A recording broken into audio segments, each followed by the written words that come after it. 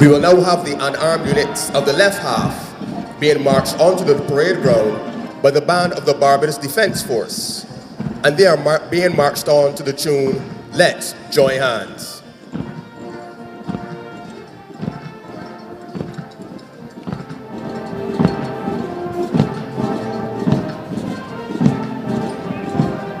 The first detachment from the left half is a detachment from the National Conservation Commission.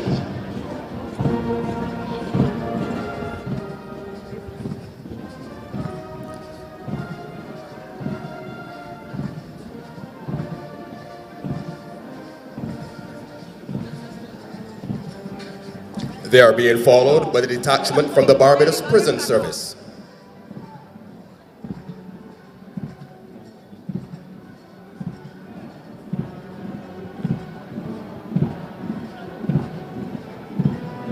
We now have the government security guards.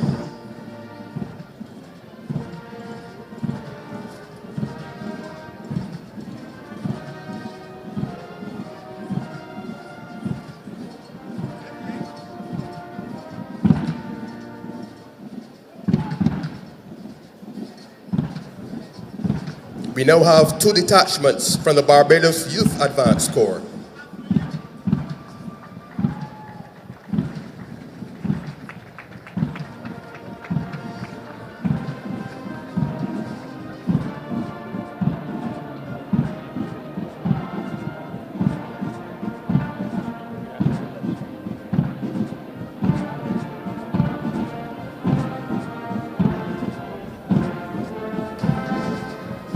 And finally, the detachment of ex-cadets.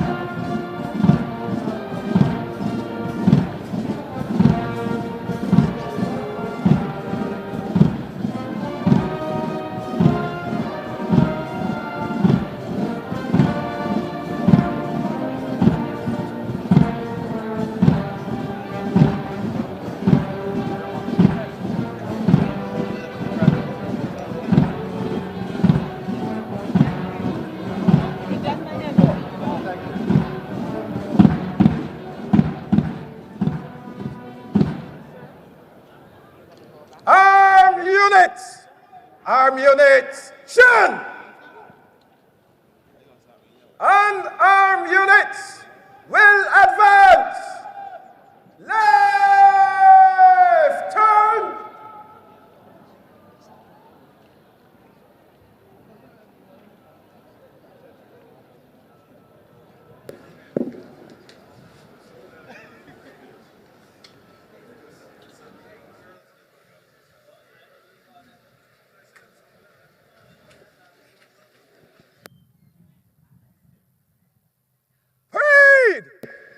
Stand out!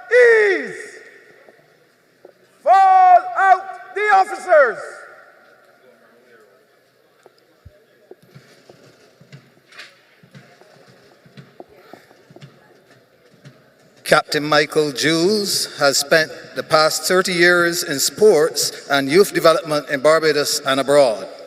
As a matter of fact, he started out in sports as a track and field athlete representing his alma mater, the Lodge School, and Barbados, eventually securing a track scholarship to Jackson State University, Mississippi, USA. Captain Jules has spent the past 28 years as a reserve officer of the Barbados Defence Force, attached to the Barbados Cadet Corps. He was second in command of the number 1 cadet company, Harson College, from 1994 to 1999, while a teacher there. He was also the training officer of Bravo Company, Turks and Caicos Island Cadet Corps between 2006 and 2008. He's currently the officer in charge of the number 11 company, St. George Secretary, as well as the number 17 cadet company, which comprises all the tertiary institutions, all the private schools, and the Springer Memorial School. Captain Jules is a well-known track and field announcer and commentator who has done announcing and commentary locally, regionally, and internationally.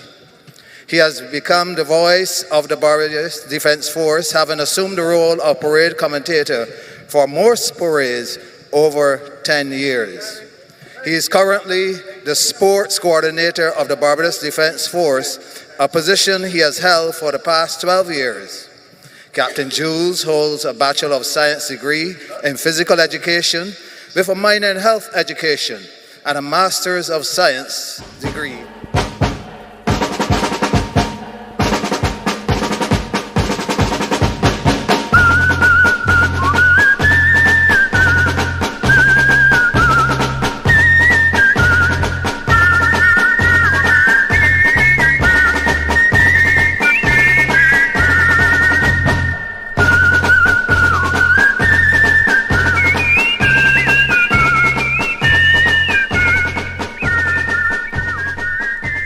Troops will be dressed by the conducting Warrant Officer Class 1, With freedom Colin in our minds, Marshall. faith on our hearts, He is the Regimental pride Sergeant Major in of the our Barbados soul. We Regiment welcome you and is the to most senior Independence enlisted Day soldier Parade within that and unit. National Award Ceremony. Stand 2022. still! Good morning to you. The front and rank welcome to the of historic the White House. Oval. I am Tisha Hines, joined by Warrant Officer Class 1 Cheryl Dean, retired of the Barbados Defence Force. Well, the parade is already at a pretty advanced stage already as the the left troops have half. marched on. During his tenure in the force, he attended and completed several military courses with distinction. A part of what will happen today. So Stand we're going to go directly still. to you to explain to us where Let's we center are rank. and what's happening. Of the White House. He was the most outstanding student on Junior Leadership course in '98, on the Junior Non-Commissioned Officers Cadre in Jamaica in 2000, and on the Warrant Officers course in Jamaica in 2015. Stand still. Let's center rank of the left half. He has been awarded 3 Defense Board commendations, 2 Chief of Staff commendations, and is a proud recipient of the Service Medal of Honor. Stand still. The rear rank of the White House. He has also received the General Service Medal and the Regional Security System Medal. Stand still. The rear rank of the left half. Ladies and gentlemen, the conducting Warrant Officer Class 1, Colin is a Marshall. detachment from the National Conservation Commission, the Barbados Prison Service, the Government Security Guards, the Barbados Youth Advanced Corps, and a detachment of ex-cadets. And for the March past, there'll be a detachment from the Barbados Legion. The parade at the present moment is being dressed, and we also have the band of the Barbados Police Service the band of the Barbados Defence Force. Now, you were a part of all of this as warrant officer for quite some time. You joined the then Barbados Regiment back in 1975. Correct. So talk to us a little bit about what's going through the minds of those who are on parade this morning. It must be a sense of overwhelming pride to start. To start with, I would say that most of those on parade would have been up since around 0400 hours this morning, preparing, ensuring that the kit is fitting them well. Certainly they would have had a very heavy breakfast, and they would have prepared to get here at Kensington Oval, I would say, since 0600 hours this morning. And it is always a sense of pride to be on a parade, and a parade like Independence Day parade. Well, there's lots happening in the center of the field here at Kensington Oval, and we know you'd like to get to that as well so that you can see what is happening precisely. We have a great vantage point. We're here at the Players Pavilion at Kensington Oval, and you can see a bit of it, of what is happening just behind us, but always great to experience what is happening. So talk us through how things will unfold this morning. As you said, we have the troops coming on, as well as the other units who will be on parade today, and then we will have the arrival of the dignitaries. Yes, the parade this morning will be in 4 phases. Phase 1 will be the assembly, exactly what is happening right now, and the form up of both the armed and the unarmed units. This will be followed by the promenade by the drum corps of the Barbados Defence Force and the Barbados Police Service Band. And in essence, the promenade is telling the officers, wherever they may be, it is time to get ready. And this is an old tradition, to get ready for the parade. The drum corps, having retaken their position with the mass band, will now await the command of the parade adjutant, Captain Michael Jews, to give the assembly, where we will get the officers marching to their respective detachments. All of that will be part of phase 1. Phase 1 will also consist of the various arrivals, the Chief of Staff of the Barbados Defence Force, the Commissioner of Police of the Barbados Police Service, the arrival of the National Heroes. National Heroes. Well, we're still waiting on that. No correct. confirmation as yet. Yes. The Chief Justice, the Prime Minister, Her Excellency, the President, they will all arrive as a part of this phase. The parade this morning, under the directorship of Parade Commander Mark Peterson. Peterson of the Barbados Defence Force, and the parade's second in command is Senior Superintendent Christine Stanford of the Barbados Police Service, and the parade adjutant, as I said earlier, is Captain Michael Jews, and the conducting warrant officer is Warrant Officer Class 1 Regimental Sergeant Major Colin Marshall. The parade adjutant, Captain Michael Jews, is now going forward to report the state of the parade to the parade second in command, Senior Superintendent Christine Stanford. And I will say that this is a proud moment for the parade second in command, Senior Superintendent Christine Stanford, from her days as a member of the Barbados Regiment to her early days in the then Royal Barbados Police Force. And she did have a stint as an investigator and also as the first female to be in charge of the Regional Police Training Center. And speaking of females, there will also be a number 2 detachment of a corps of women from the Barbados Defence Force as well. So we definitely look forward to that, led by Lieutenant Shamar Gollop. Yes, and of importance will be the 2 detachments from the Barbados Youth Advanced Corps. 1 detachment of females and another detachment of males. And it's such a pleasure to see young people, especially those in the Youth Advanced Corps, Boy Scouts, and the Girl Guides participating in this parade. And has been a I member must of put in the this plug Barbados Police here Service for the for the Youth past Advance 34 Corps. years. They are 7 triplets of those on parade years were this morning. spent as an 20 investigator. years old. Tiffany, Tashina, and Tashana. And they have come through from days in Brangese to Girl Guides, and now they are part of the Youth Advance Corps. And they're all worshippers at the St. Bartholomew Anglican Church. Well, that definitely is a proud moment. I can tell you that seeing them practice earlier this week or rehearse earlier this week, they definitely did seem absolutely proud of being on parade and being a part of this morning's presentation. So as we get into this morning's proceedings, we're going to explain to you more and more the significance of what's happening. In addition to the Independence Day Parade, it is also the National Awards Ceremony. So there will be some significant awards being given out this morning as well. During that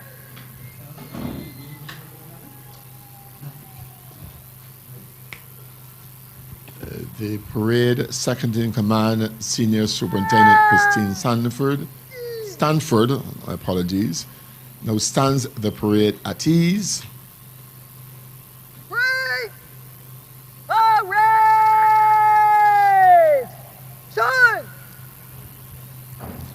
Officers! And she will prepare. Turn! Officers! Take post in front of your detachments. Quick march! She will prepare to march the officers on to the parade. Officers are now taking up their positions in front of their respective detachments. Director of Music of the Barbados Defence Force Band, Captain Cole. To your detachments. Quick march!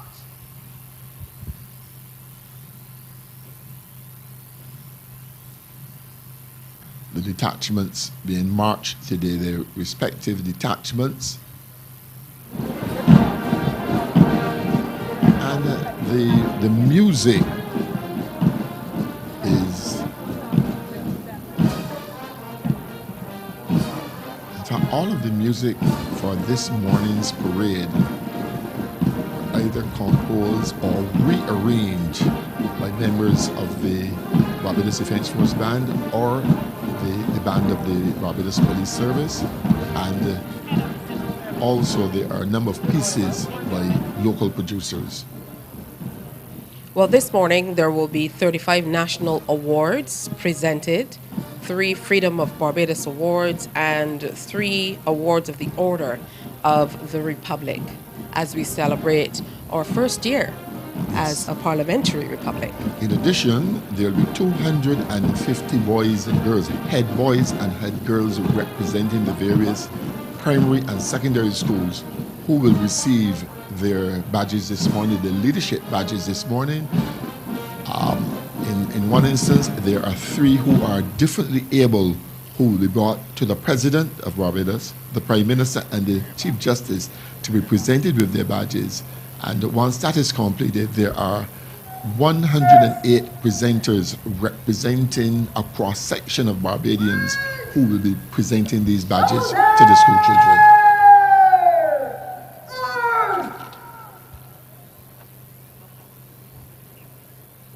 Flag bearers! Second detachment from the Barbados Cadet Corps. Quick march! And the flag bearers and the escorts of the various units are now being marched on to the parade ground.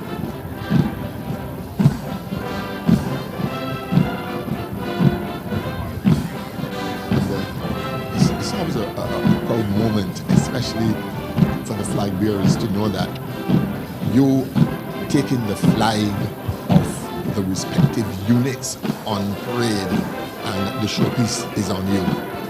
Absolutely. You could see the immense pride on their faces, but also a sense of nervousness, I would imagine, overcomes them as this is the moment they've been working for And it's always great to see the precision that goes into the execution of parades such as this one. I am happy that even though we've moved to a place where we're now a parliamentary republic, we still kept some of our pomp and ceremony for our Independence Day celebration. Much discussion in the past months and weeks about what we should refer to the day as. But on a day like today, as we said when we started, all we can do is be pleased that we have our hearts filled with such immense pride to be Barbadians. 56 years as an independent nation and our first anniversary as a parliamentary republic. And the debate will continue. And eventually. That's absolutely right.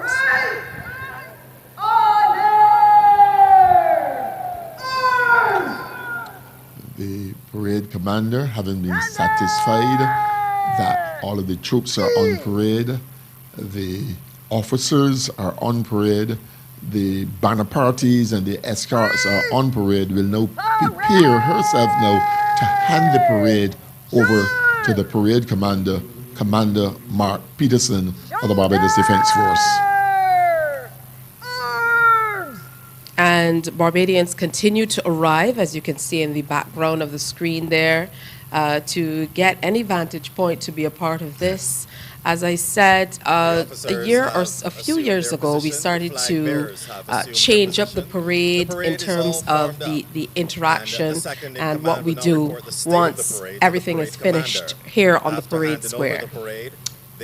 And again, as with the COVID pandemic behind us and we're back to a sense of normalcy, you will see the full parade as it was in the past, with the ceremonial march through Bridgetown. Parade Second in Command, handing the parade over to the parade commander, Commander Mark Peterson of the Barbados Defence Force. And again, Commander Mark Peterson is a name we would have heard really just coming through the ranks over the years.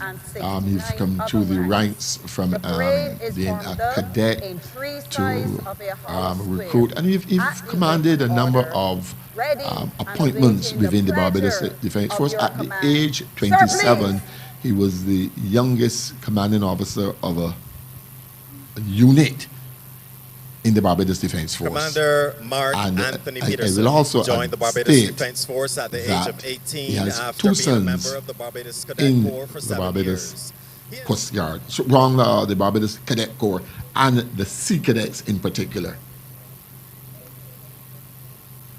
And this is a good plug also for all of our young people to get involved in the cadets, the scouts, the guides, a discipline or organization. Permit me also to say a good morning to my grandsons and granddaughter who I know are watching the parade. Good morning to you, and indeed all Barbadians tuned in as well. Yes. And this was something that we looked forward to as children. For me and my contemporaries, if you weren't able to make it out to see the parade, we definitely were up early on Independence morning to 1, get some conkies, and 2, catch a glimpse of the troops Certainly. on parade. Now the debate continues as to whether the parade should be held at the Garrison or at Kensington Oval. As a logistics person myself, I would say from a logistical point of view, Kensington Oval. From a historic point of view, the Garrison. Yes. So the debate continues. Sentimentality meets practicality. Absolutely. You would note that the parade commander, the first thing he does is to order the troops to order arms and stand at ease, and this is to let them know that he is now in command of the parade, and his first responsibility will be to march the colors onto the parade.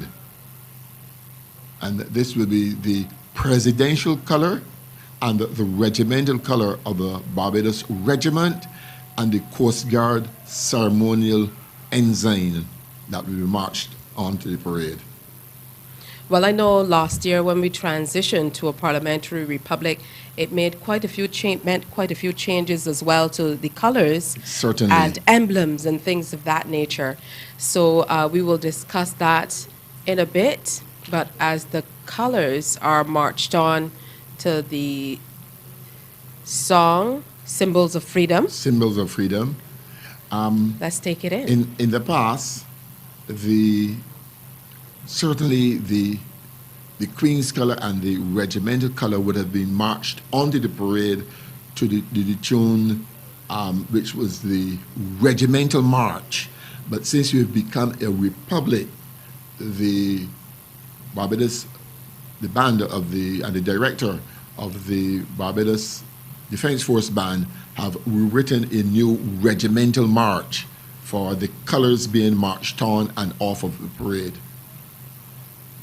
As you can see, on the right is the presidential color, which is the Barbados flag, and in the upper left-hand corner, which is the senior corner of the flag, will be the numeral 1, representing 1st Battalion Barbados Regiment. And then in the center will be the regimental color being carried this morning by Lieutenant Dexter Hope, the presidential color by Lieutenant Ramon Blackman, and the Coast Guard ceremonial ensign being carried by Acting Sub-Lieutenant John Gollop. And also on the color party will be the senior warrant officer class 2, Azard Weeks, and the other 2 color escorts, Color Sergeant Vaughan, Color Sergeant Lovell, and Chief Petty Officer Street. Those make up the entire color party.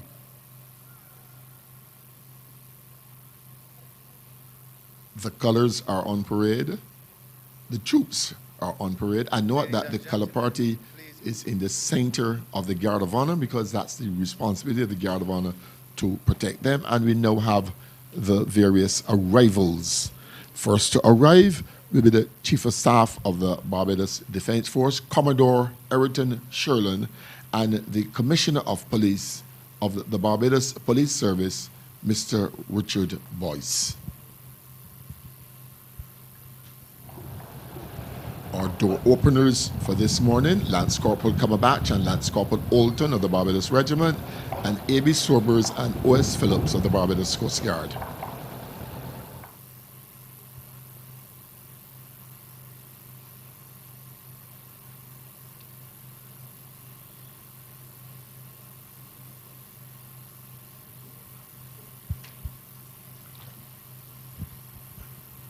The ADCs for the Chief of Staff and the Commissioner of Police, Lieutenant Coast Guard Gordon Maxwell for the Chief of Staff, and ASP Pearson McConney for the Commissioner of Police.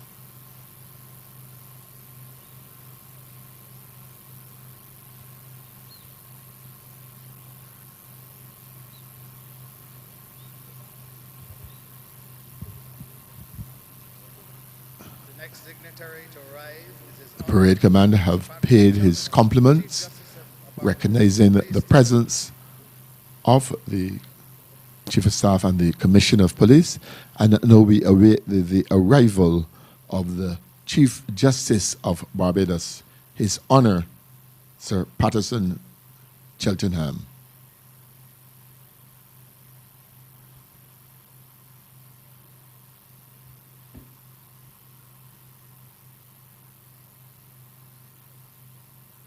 He is met by the Chief of Staff and the Commissioner of Police.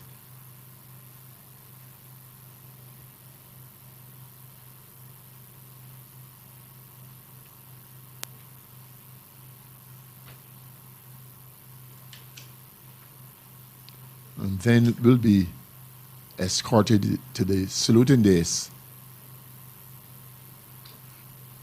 where the parade commander will acknowledge his presence on the parade.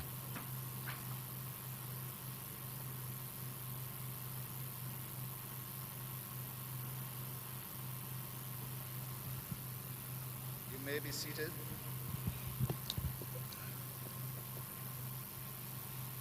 To signal her arrival, the trumpeters of the mass bands will play a fanfare. Parade! Shoulder! Arms!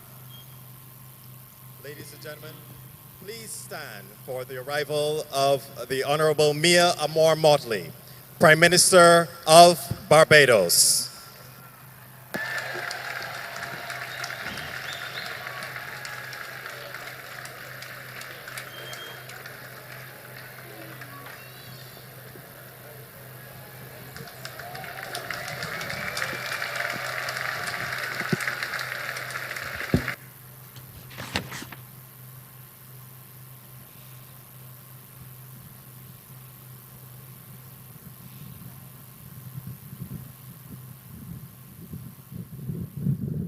Parade! General salute! Present! Arms!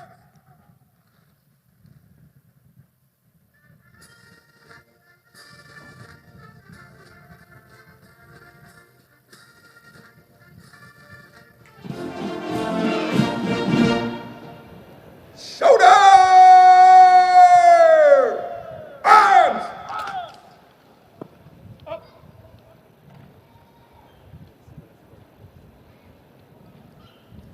Ladies and gentlemen, please be seated.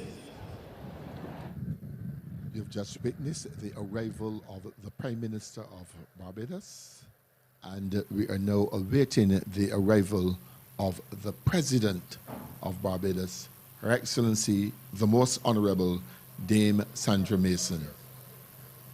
To signal her arrival, the trumpeters of the mass bands will play a fanfare.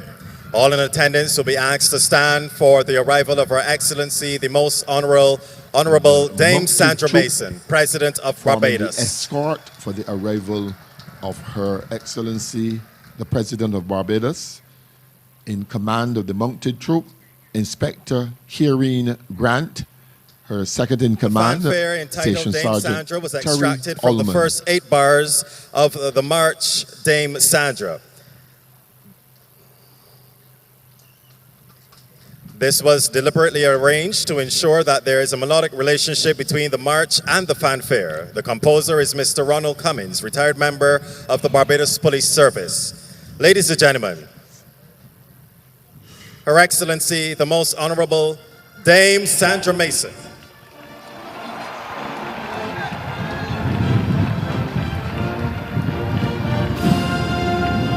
The President of Barbados, having been met by the Chief of Staff and the Commissioner of Police, is escorted to the saluting dais, where she will receive a presidential salute and the playing of the national anthem of Barbados. Presidential salute! And resplendent in her national colors, presented in a very Afrocentric and beautiful way.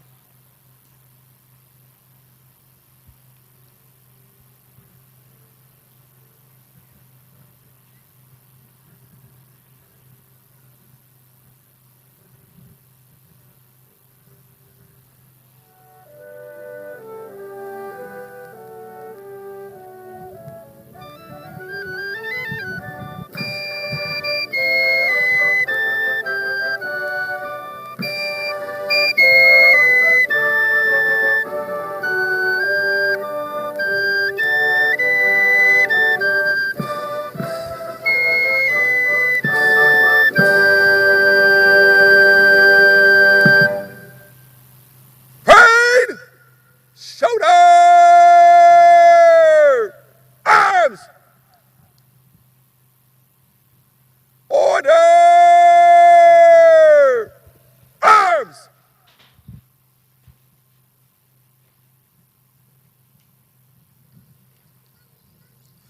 Please remain standing until the inspecting party commences the inspection.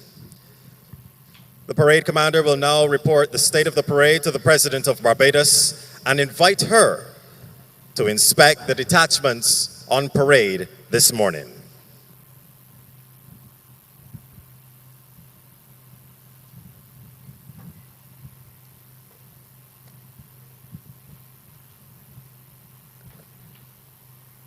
Good morning, Your Excellency.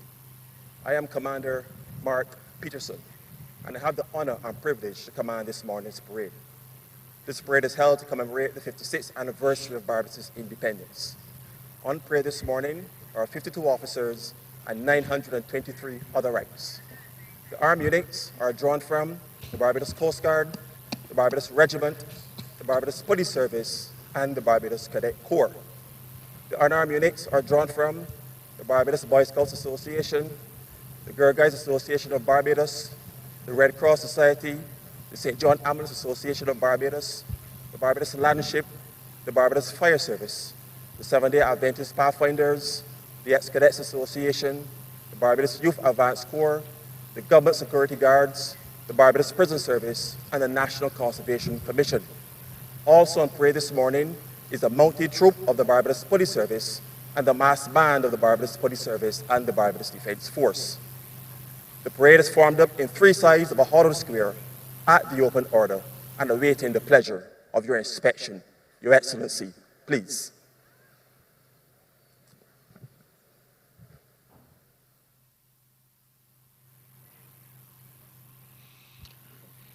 The ceremonial Land Rover being used for this parade was procured in 1985 and is used for all state occasions such as state funerals and Independence Parade.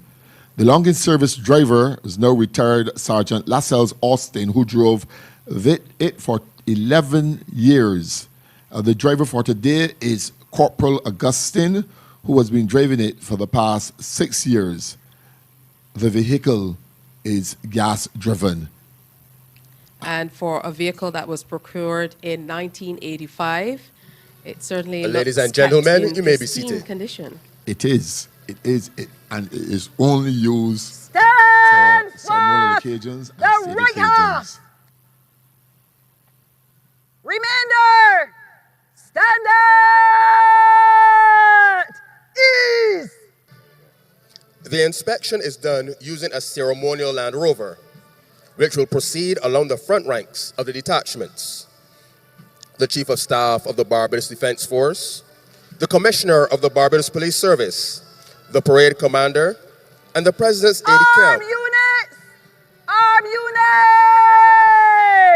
units! Shun! will accompany Her Excellency on the inspection.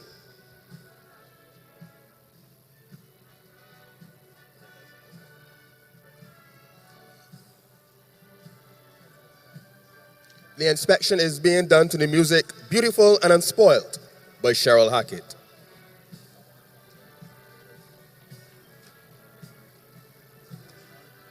Right half! Stand at ease!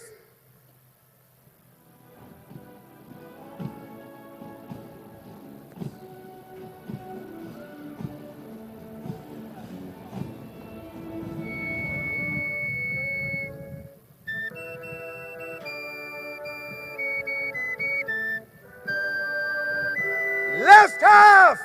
Left half! Shun!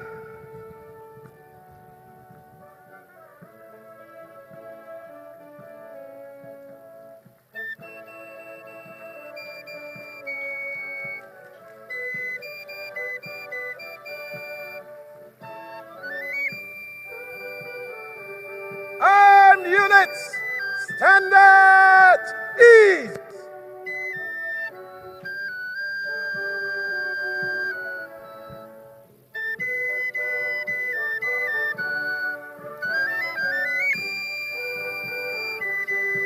Ladies and gentlemen, please stand Left as the half! inspecting party Stand makes their way at back to the safety ease! base.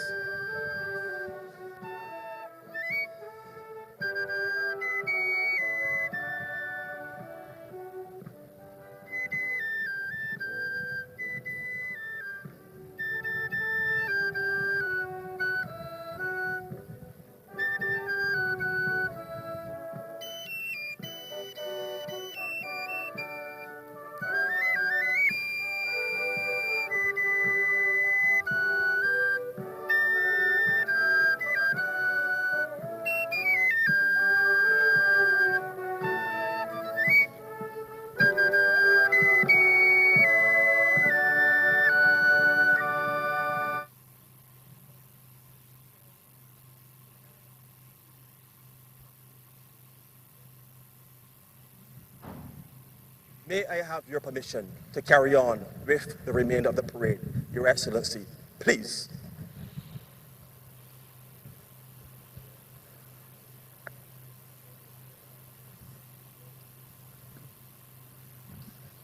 Ladies and gentlemen, you may be seated.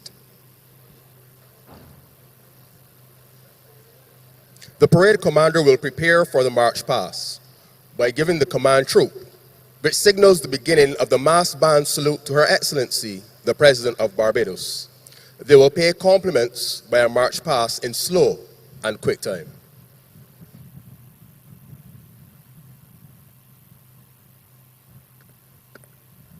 Parade! Parade! Turn! Troop!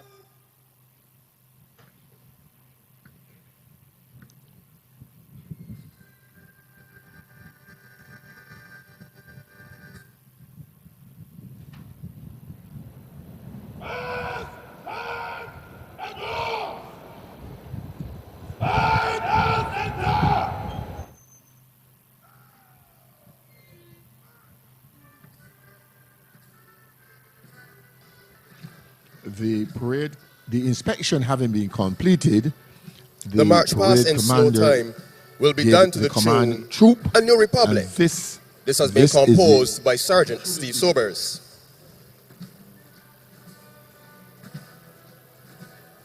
The mass bands are made up of the bands of the Barbados Police Service, led by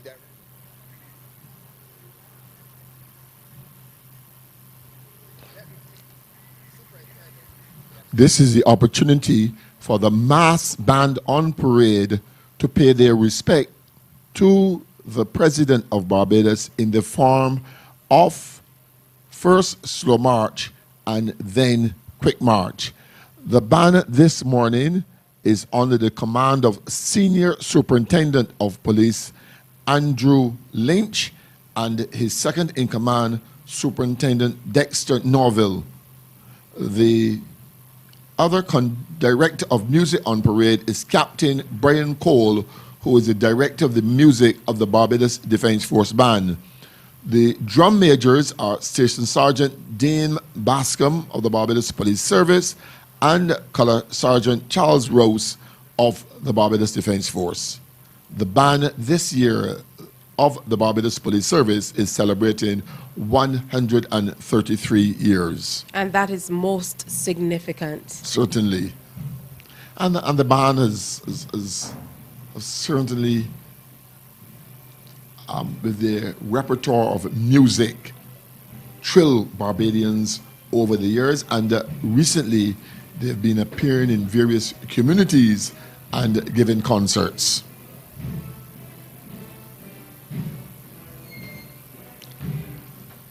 To the tune A New Republic, arranged by Steve Stout of the Barbados Police Service.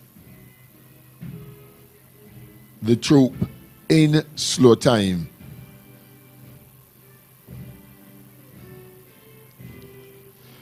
And we can see the stands in the background all filling up with the Barbadians coming out in their numbers, and I'm sure that when we leave here on the streets, they will also be there to applaud the various units as they march along to where the Prime Minister of Barbados and Cabinet will take the salute in National Heroes Square.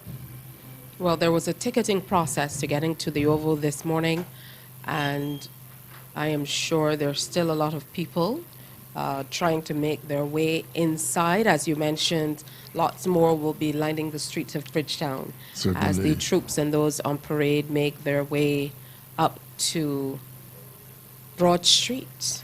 No, Wharf Road. They'll be going up Wharf Road, and they'll be paying compliments to the Prime Minister and the Cabinet in National Heroes Square. And from there, the armed units will go into Independence Square, with the exception of the Barbados Police Service, who will go to Central Police Station, and the unarmed units will all go to Queen's Park, where they'll be all dismissed, and then they'll head to their respective homes and certainly They will have something to eat, drink, celebrate, and reminisce on what happened this morning. To the tune of Dame Sandra, written by or composed by Ronald Cummins, a former member of the Barbados Defence Force band. The mass bands will now do the troop in quick time.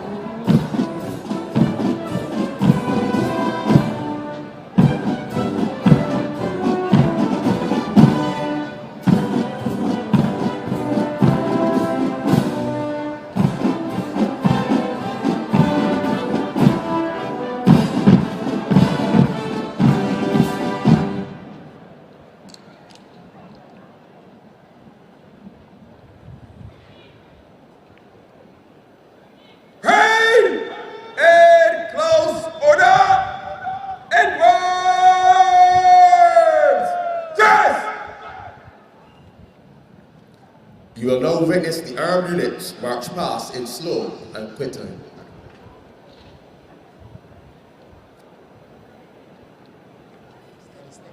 Stand still! The front rank of the right half!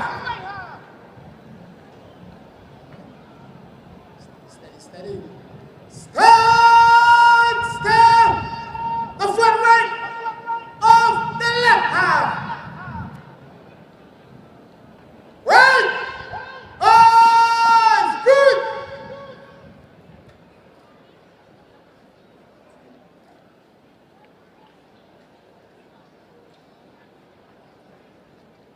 Hey! Stand up! Ease! Stand fast, the unarmed units! Armed units! Armed units! Turn!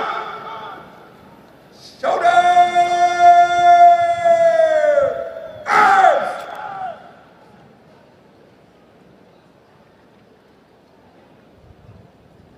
The armed units will march past in slow and quick time by detachment. The Barbados Coast Guard leading. Move to the right in threes. Right! Turn! The musical pieces for the march past in slow time are Our Anniversary, composed by Senior Superintendent Andrew Lynch, Barbados, Our Homeland, composed by Sergeant Steve Sobers, Major Minor, composed by Captain Brian Cole, and Independence Day by Carly Williams.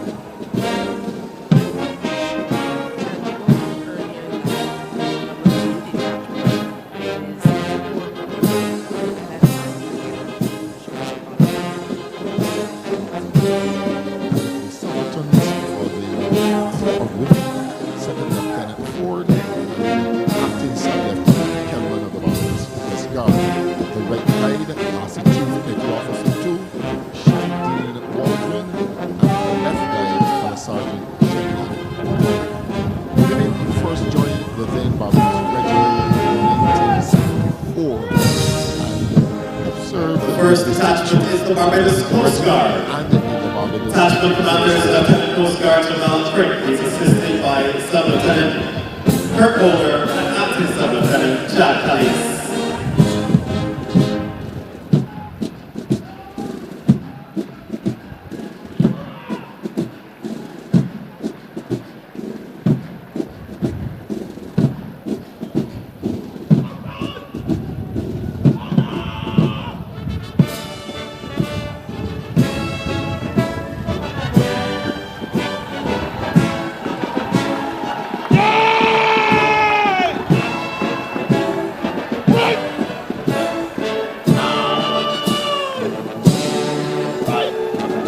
The second detachment is a complement commanded by Lieutenant Seymour Collin, assisted by Second Lieutenant Sheriff Ford and Acting Sub-Lieutenant Sinead Calvin.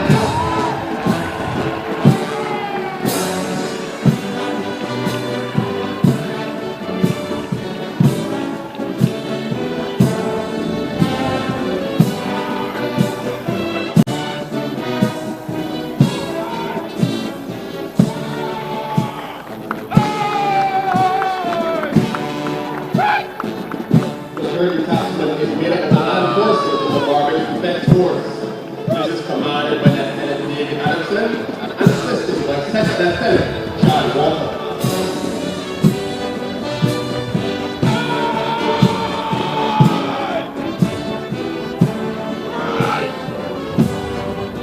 Next on the passing line to pay compliments for excellence is the Guard of Honor. The Guard is divided into two halves, with the right half of the Guard passing first. The Guard of Honor is commanded by Captain Ashton Cadden. His second in command is Lieutenant Mark Jemmett. Please stand for the passing of the colors.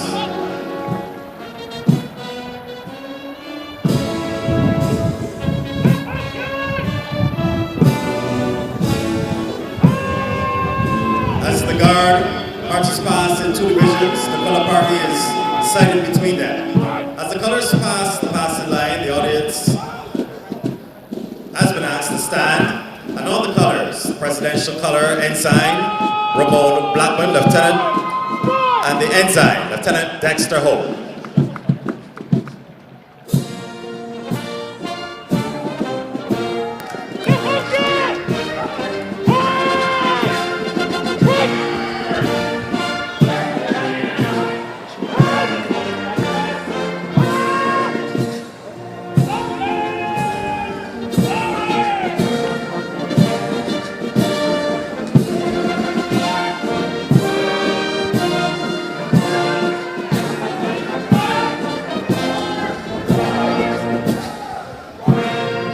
Please be seated. The Barbados Police Service is the next detachment on parade. Commanded by Assistant Superintendent Ronald Stanford, he's assisted by Assistant Superintendent Richard Paris and Assistant Superintendent Frederick Catwell.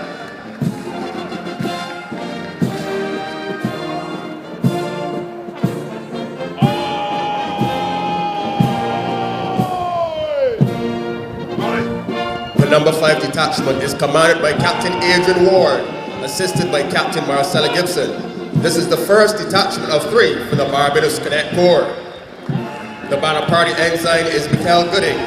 Sergeant Major is Master Chief Petty Officer Keisha Trotman, and her escorts are Chief Petty Officers Tiffany Garner and Zalicia Corbin.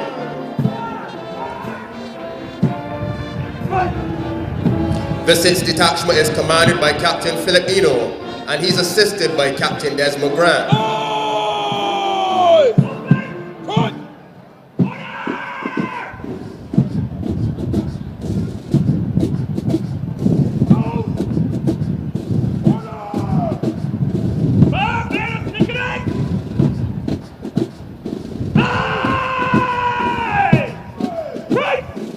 The 7th and final armed detachment on parade is the detachment of the Barbados Sea Cadets.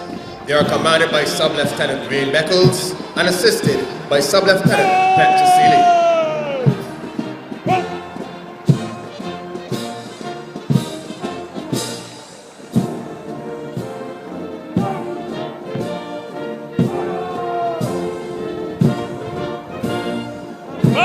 Fancy cadets!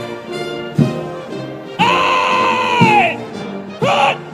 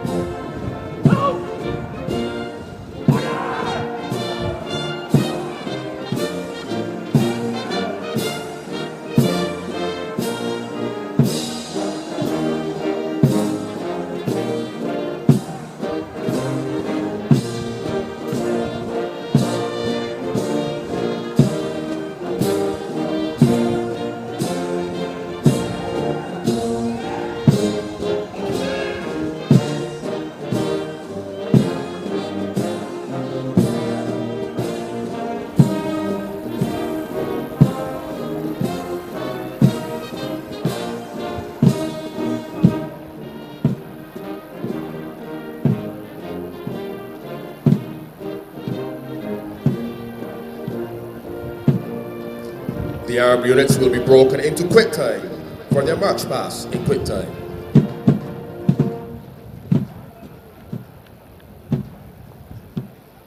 Quick time! Quick march! The musical pieces for this march past and quick time are Prestige and Honor by Police Constable Tito Gittins, Symbol of Freedom by Steve Sobers, Service Beyond Duty by Captain Brian Cole, and Claim to Fame by Senior Superintendent Andrew Lynch.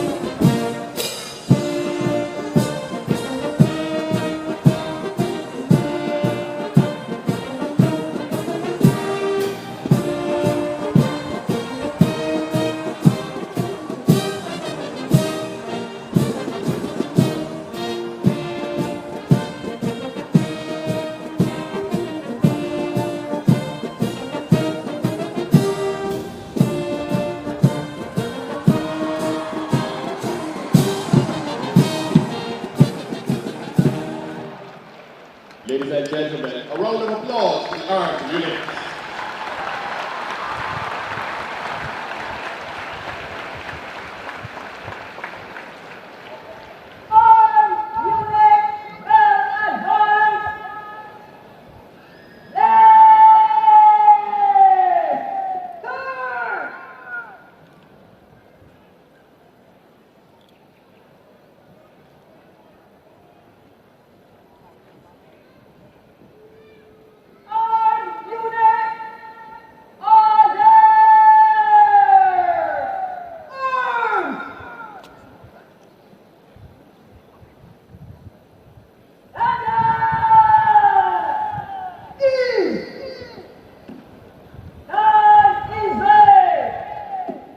The unarmed units will now be ordered to march past in quick time only.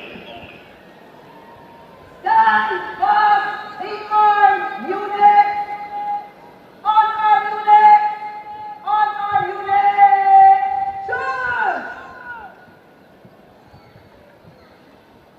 Unarmed unit will march past in quick time by detachments.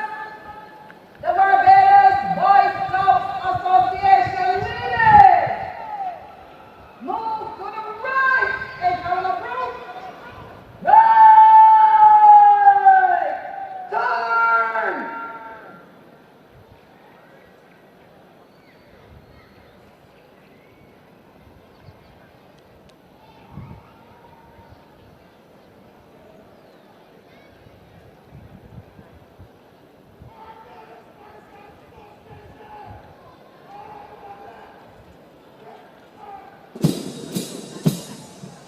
The musical pieces for this march past in quick time are a proud occasion by Paul Coaches and Captain, Blue and Gold by Senior Superintendent Anna Phillips, Guardians of the Ensign by Sergeant G. Sobers, and Call of Glory by Captain Brian Cole.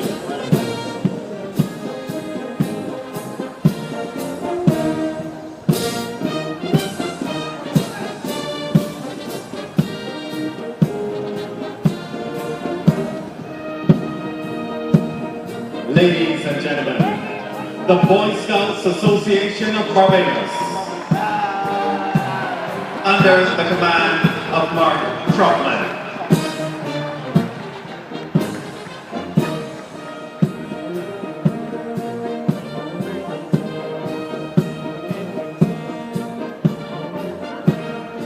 We now have the World Guides Association of Barbados.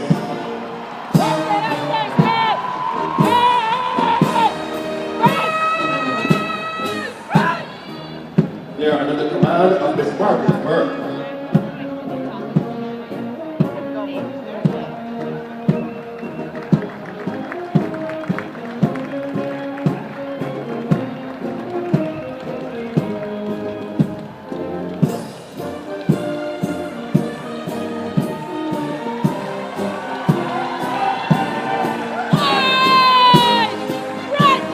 Ladies and gentlemen, always giving great service to Barbados, the St. John Ambulance Association of Barbados,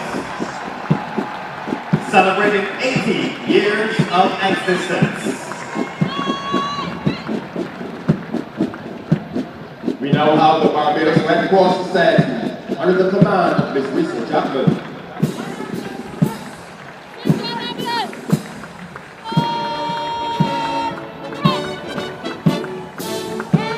The Barbados Fire Service under the command of Marvin Small.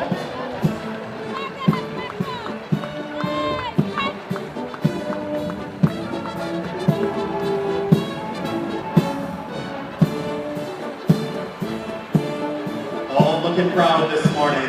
And ladies and gentlemen, the ship has come to the shore. The Land Ship Association of Barbados.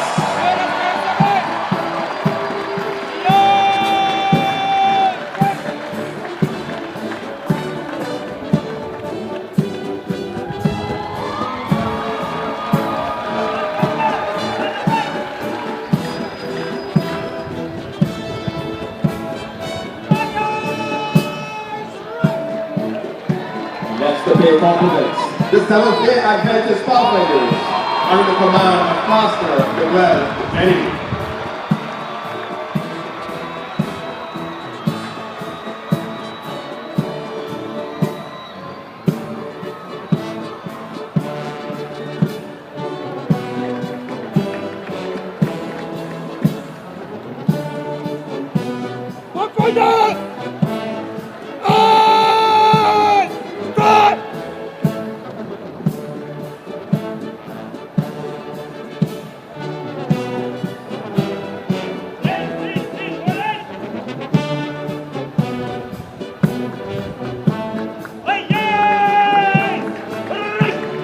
Ladies and gentlemen, protecting our beaches and our parks and our green spaces and offering many more services, the National Conservation Commission.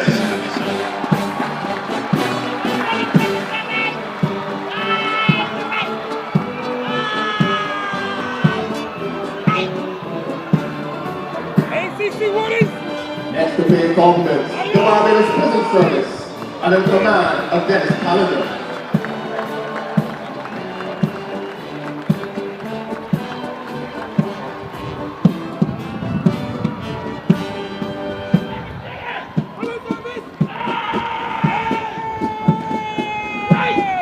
Definitely representing our national colors, here comes the Government Security Service.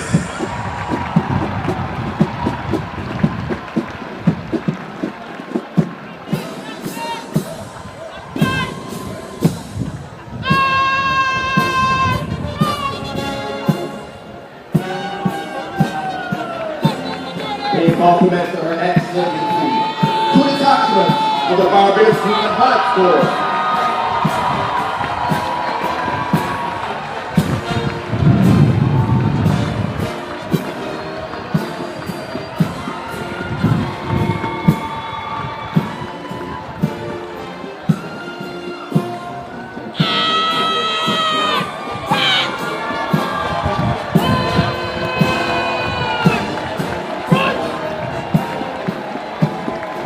Ladies and gentlemen, next on the passing line are the ex-cadets, showing that they still have the skills to be on parade this morning.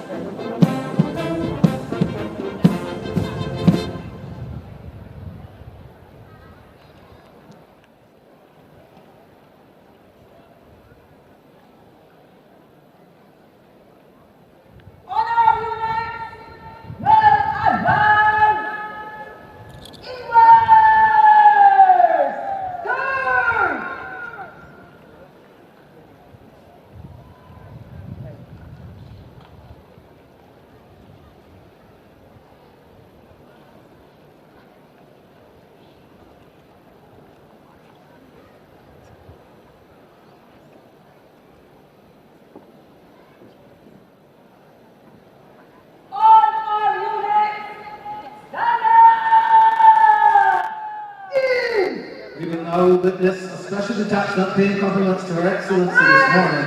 This detachment is the Barbados Legion.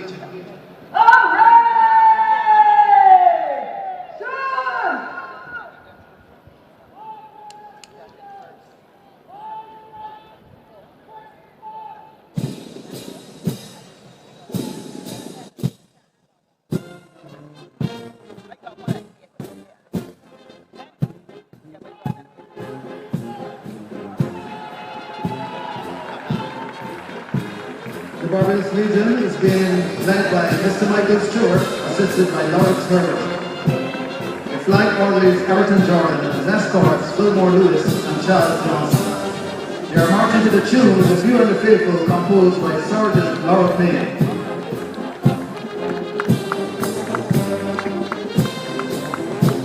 These veterans are true patriots because although retired, they are brave to weather conditions to once again show their commitment to our cherished home, Barbados.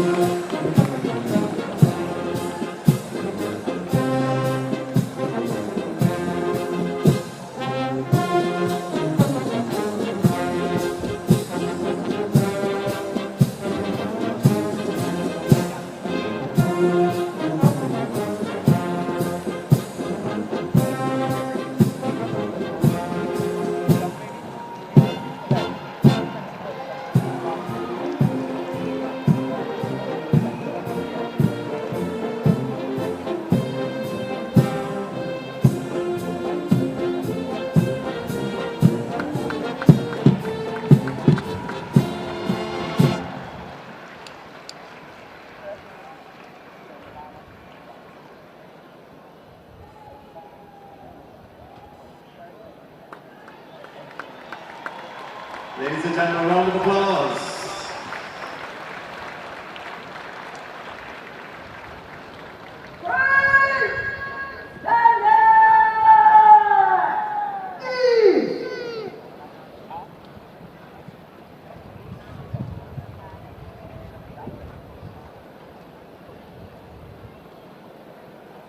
The armed and unarmed units having completed their march past, the mounted troop of the Barbados Police Service will next walk past to pay compliments to Her Excellency, the President of Barbados.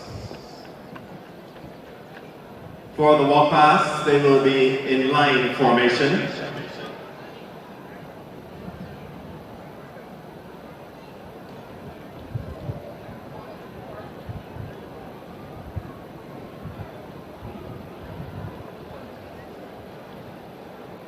This morning, they are under the command of Inspector Kieran Grant, and their second in command is Station Sergeant Acting Richard Walks.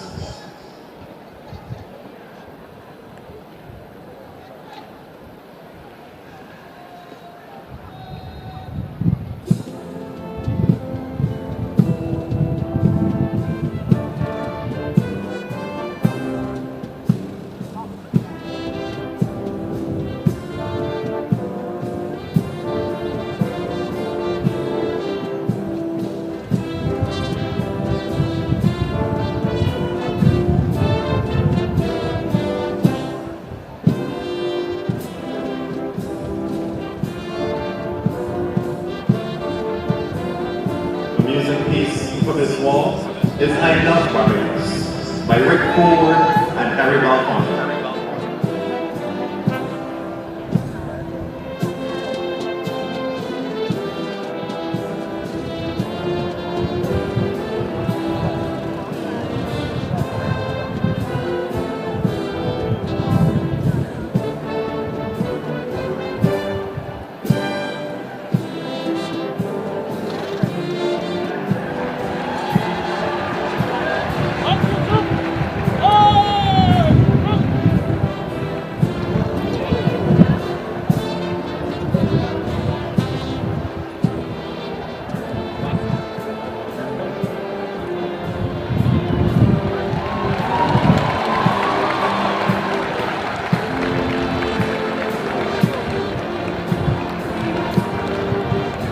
handled with such grace. Ladies and gentlemen, the mounted troop.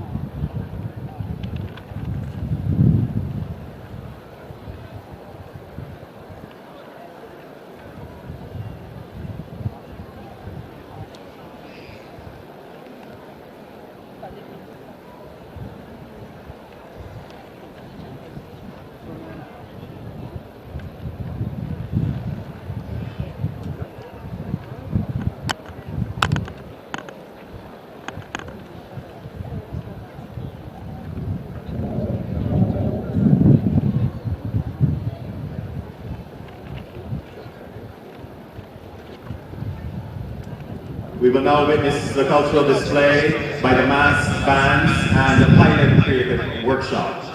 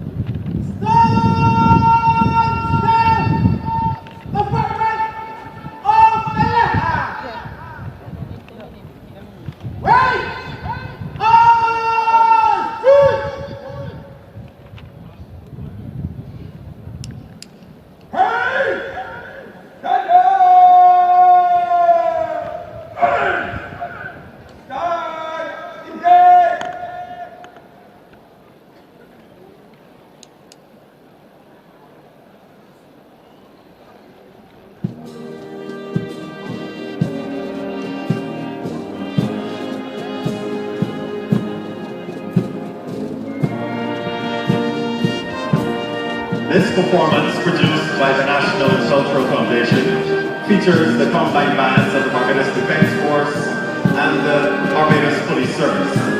They will be joined by the Independence Tough Orchestra and rhythm section led by Kevin Moore, featuring Punka and Rakata International.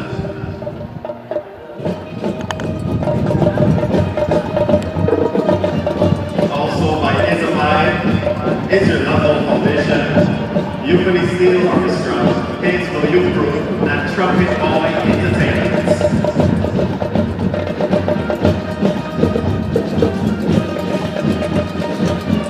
The tribute to the Barbados Flagship features participants in the ACS Community Training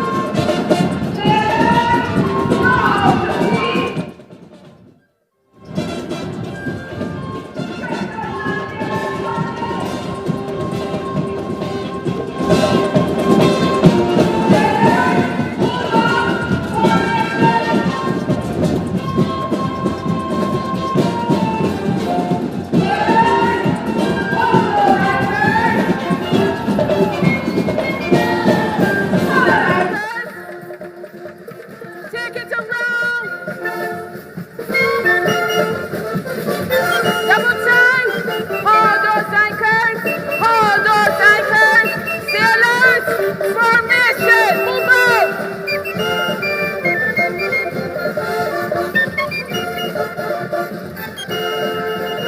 Attention. Moving to the drill.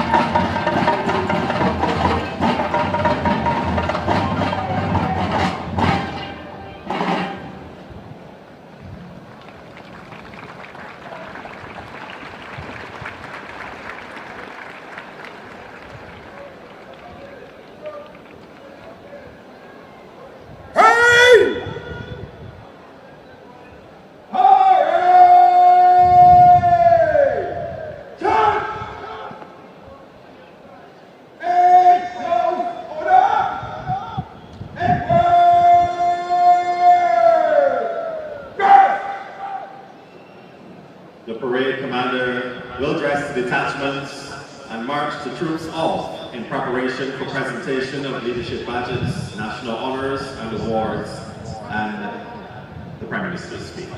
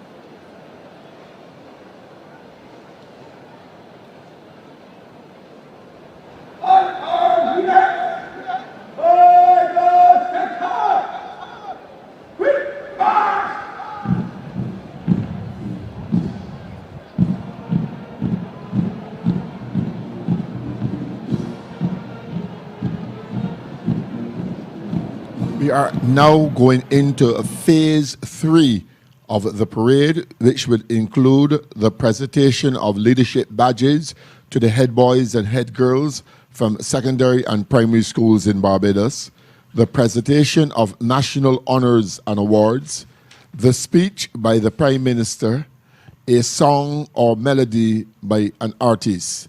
The parade for this phase is preparing to march off, where all of those on parade will get a chance to get some light refreshments, and then they'll march back on for the final phase of the parade, which is phase 4 and includes the salute to the nation. We're also going to see this morning some wonderful presentations. First, badges to Ashton Hoyt of Workman's, Shalonda Griffith of Irvin Wilson, visual impaired, and Kenna Beckles, who is autistic. And they will be presented by the President, the Prime Minister, and the Chief Justice. Those will be the first few children you see receiving leadership badges this morning. Also, the Director of Finance, Ian St. Clair Carrington, culturalist Elton Dighton Motley, and businessman Ralph Samuel de Courcy Williams are among those who've been recognized in this year's Independence Day honors lists. We will have an opportunity to see all of that. So as we see the members of the Barbados Legion marching off of the parade ground in preparation for phase 3 of the parade. And the cultural presentation you saw a little bit earlier really was a production of the National Cultural Foundation, featuring the combined bands of the Barbados Defence Force and the Barbados Police Service.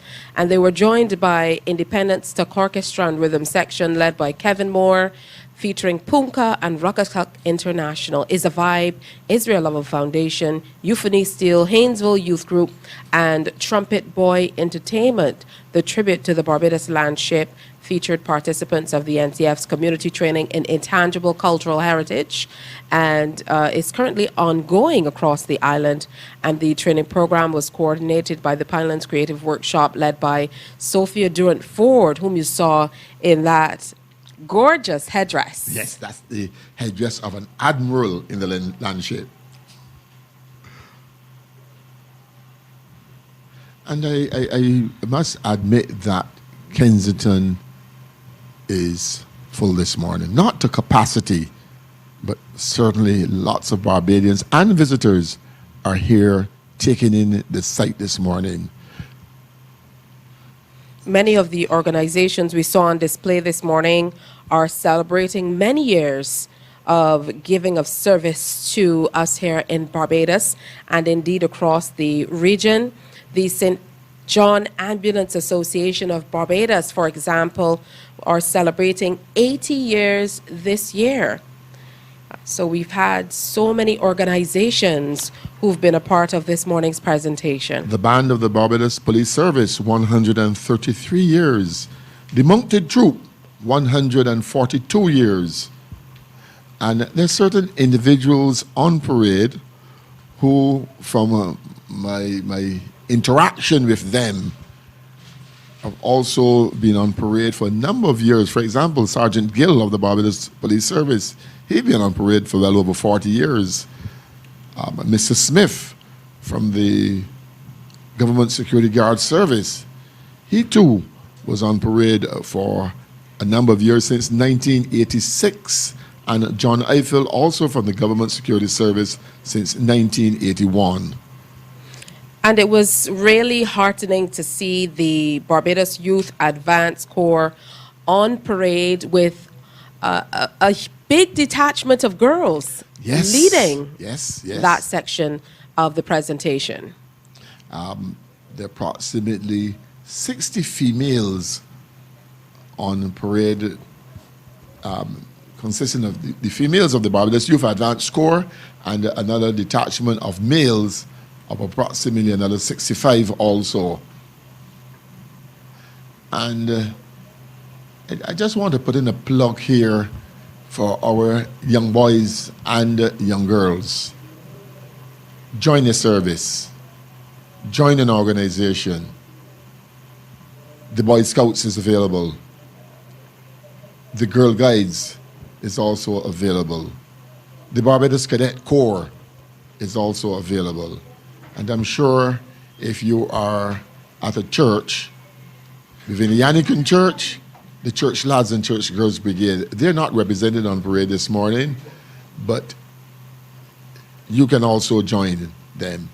And then where the Seventh-day Adventist is concerned, the Seventh-day Adventist Pathfinders.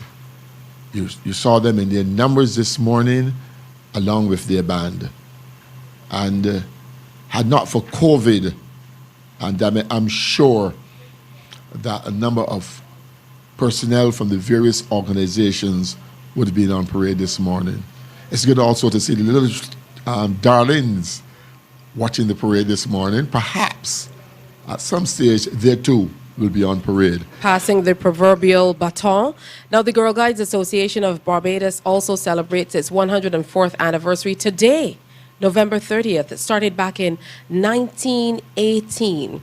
So definitely a momentous day for many and significant in numerous ways for us as Barbadians and the organizations here on display as we prepare for the presentation of leadership badges to the head boys and girls of the secondary and primary schools in Barbados. We see them make their way onto the field here at Kensington Oval. Approximately 250 boys and girls from the various primary and secondary schools, and they will be presented with their leadership badges this morning by a number of representatives both from Parliament and corporate Barbados. And I can just imagine what a proud moment this is for these young people to be able to contribute in such a way, be a part of such a presentation on Independence Day. From speaking to them on Saturday morning, while they were here going through their rehearsals, they were all looking forward to this occasion. The future of Barbados, our young men and our young women. And we're going to see them representing schools across primary and secondary levels, as well as public and private primary and secondary schools. The leadership badges will be presented in alphabetical order in terms of the names of the schools. Certainly. And you notice that one or two of the secondary school children are all bedecked in their blazer.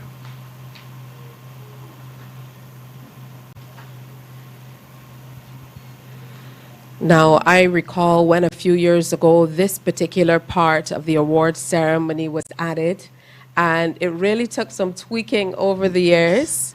As they say in show business, it's almost most difficult to deal with the little ones sometimes. Yes. But I think we've come to a place where we now have it, as you say in Bajan parlance, down packed.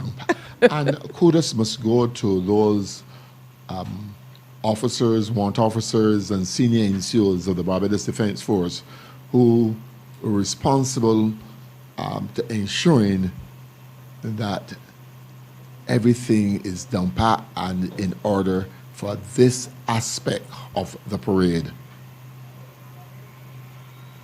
The parents also came out to ensure that the children were here and that everything was in good order. It's wonderful to see Barbadians and visitors alike bedecked in their beautiful Barbados colors as we celebrate today.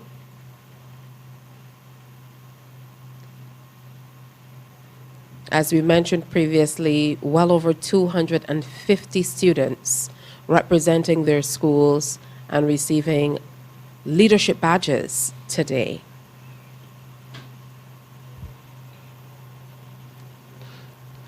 A parade of this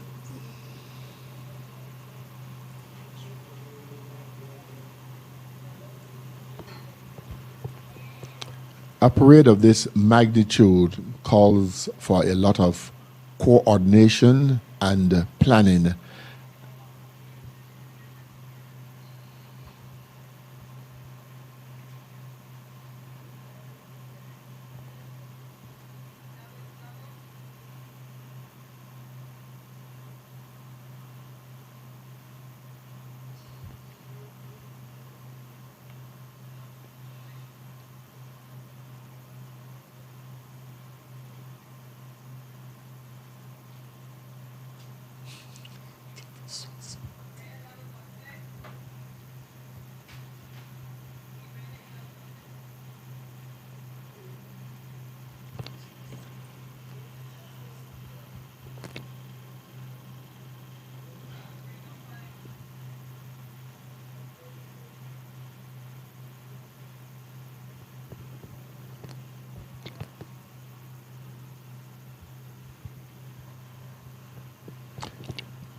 Watching this aspect of the parade, I wish I were a child to receive a leadership badge from the President of Barbados or the Prime Minister or the Chief Justice of Barbados. A very proud moment for those three students. Ashton Hoyt, Shalonda Griffith, and Keena Beckles. Heartiest congratulations to them. That's right, receiving their badges from the President, Prime Minister, and Chief Justice. Look at the smile on that little face. And it shows the all-inclusiveness, that no one is left out. Years from now, we'll be still talking about this aspect of the parade. As members of Parliament look on from the sidelines.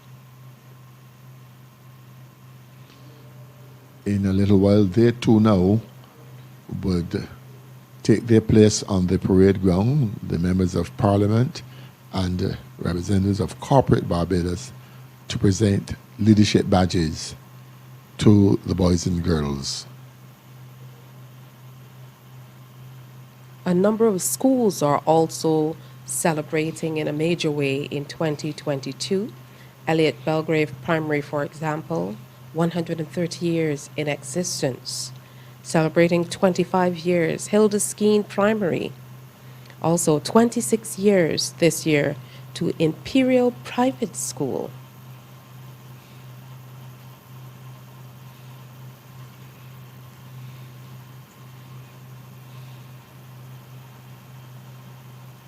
St. Christopher Primary, 24 years on December 8th.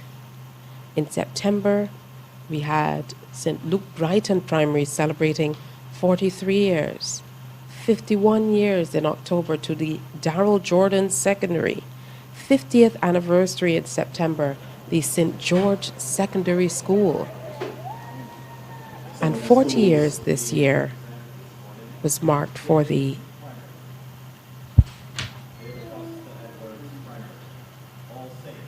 Ann Hill School. The second set of leadership badges are being presented at the present moment.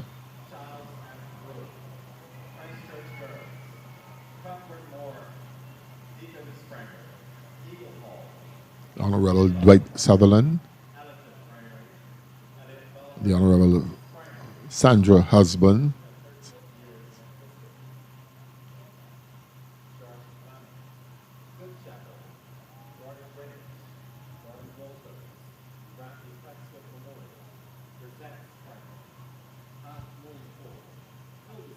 And this must be a significant time for the MPs as well and the ministers, as this is one of the few moments they get an opportunity to engage with children at the school level at an event of this magnitude. Apart from the members of parliament from both houses, there'll also be permanent secretaries, selected permanent secretaries, who will be also presenting the badges this morning. And I'm sure that there is some word of advice, some word of encouragement being given to all of those children.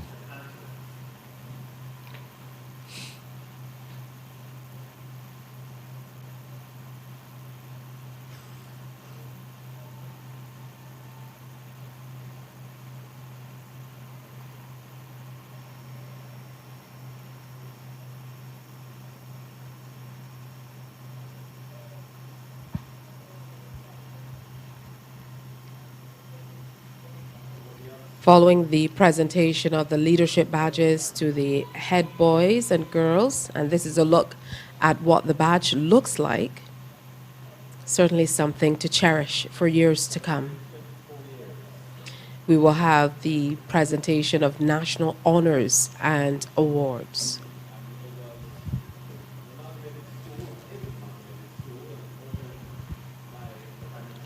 The national honors and awards will be presented for Freedom of Barbados, the Order of the Republic, the Honorary Order of the Republic, Gold Award of Achievement, Gold Trident of Excellence, Silver Trident of Excellence, the Barbados Service Star, the Barbados Service Medal, the Barbados Bravery Medal, and in all, a total of 35 persons will be presented with either honors or awards. This morning, we're pleased to say that included in those honors, we have Trevor Antonio Thorpe, JP, who receives a Barbados Service Medal for his service as a media practitioner and his contribution to the development of motorsports in Barbados, and Bonnie Michelle Leons, who receives a Barbados Service Star for her dedication to the empowerment and integration of the deaf community into mainstream society in Barbados. Of course, I'm a little biased. They serve with us at the Caribbean Broadcasting Corporation. Well, let me put on my other hat and congratulate the holder of the Gold Award of Achievement, Lieutenant Colonel retired Florence Gittins. Then Officer Cadet Gittins joined the Barbados Regiment in 1974, 1 year before I joined in 1975, and served with distinction, especially in the medical field. For her commitment and dedication to the medical field in the Barbados Defence Force, the medical unit, the Barbados Medical Unit, was renamed the Florence Gittins Medical Unit. Congratulations to Lieutenant Colonel retired Florence Gittins, Gold Award of Achievement. We look forward to those presentations coming up shortly.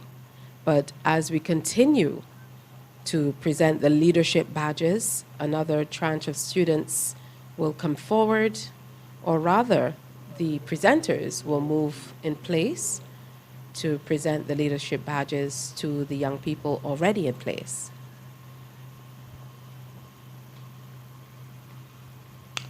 I recognize the Anglican Bishop of Barbados, the Reverend Michael Maxwell, as one of the presenters.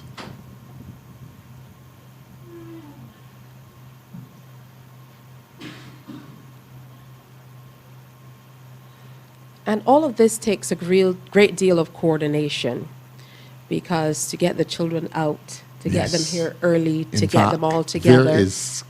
There was a photo just now of Lieutenant Colonel Gittins, Florence Gittins, in the picture, presenting one of the leadership badges also to one of the school children.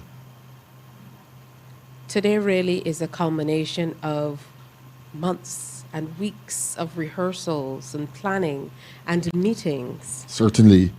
And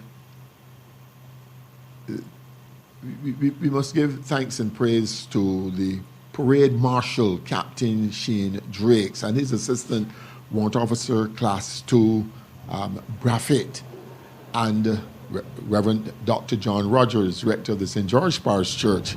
Also one of the presenters, the Honorable John King. Senator John King, also one of the presenters this morning.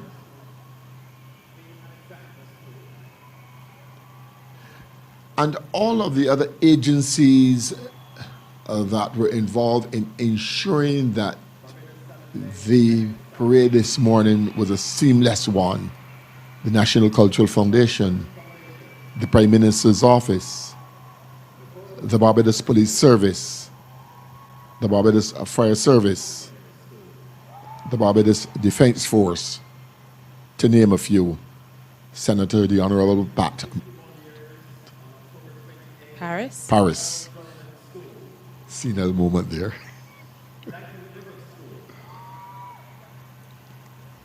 Senator, the Honorable Pat Paris, a member of the Lions Club of Scotland.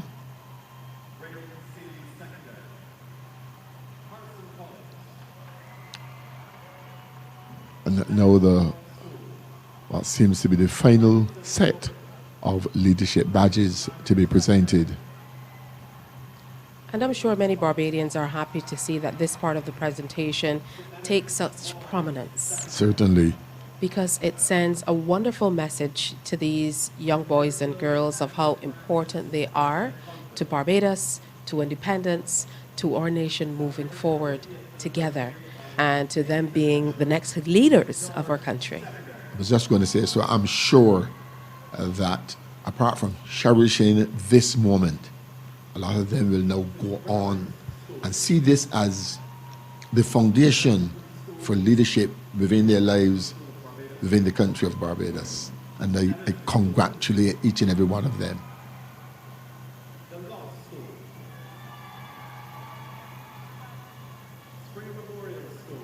And indeed, it is a great mixture of some of the folk from Parliament, parliamentary representatives, some of the heads of the civil service, and as you mentioned, members from both houses of Parliament presenting these badges. We're down to the last two lines of students. Yes, certainly. Of the total of over 250. So absolutely a great presentation. Again, having the young people of Barbados on display for the umpteenth time this morning, yes, to use a Bajan phrase, a Bajan term. Now, for the cultural presentation, we were supposed to have a special presentation earlier by Rupi. I know a lot of people were looking forward to that. Unfortunately, he's unwell and wasn't able to make it.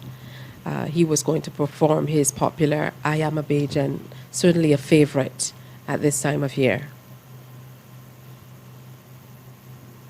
And these are some of the younger ones with their badges in hand,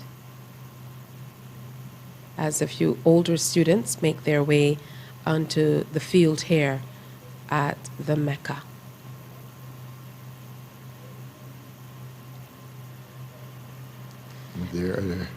This morning started well before we came on air this morning, though, Many of the young people you're looking at, the dignitaries, the people who helped to organize, those who participated in the parade, their day really started before the day started. That is true. In the military, your day would have started around 0400, perhaps even earlier than that. I know that those who were responsible for ensuring that the lines were marked again this morning, the flags were up and everything, they were here at Kensington Oval from as early as 0330. And when I got here just around 0500, they were there waiting.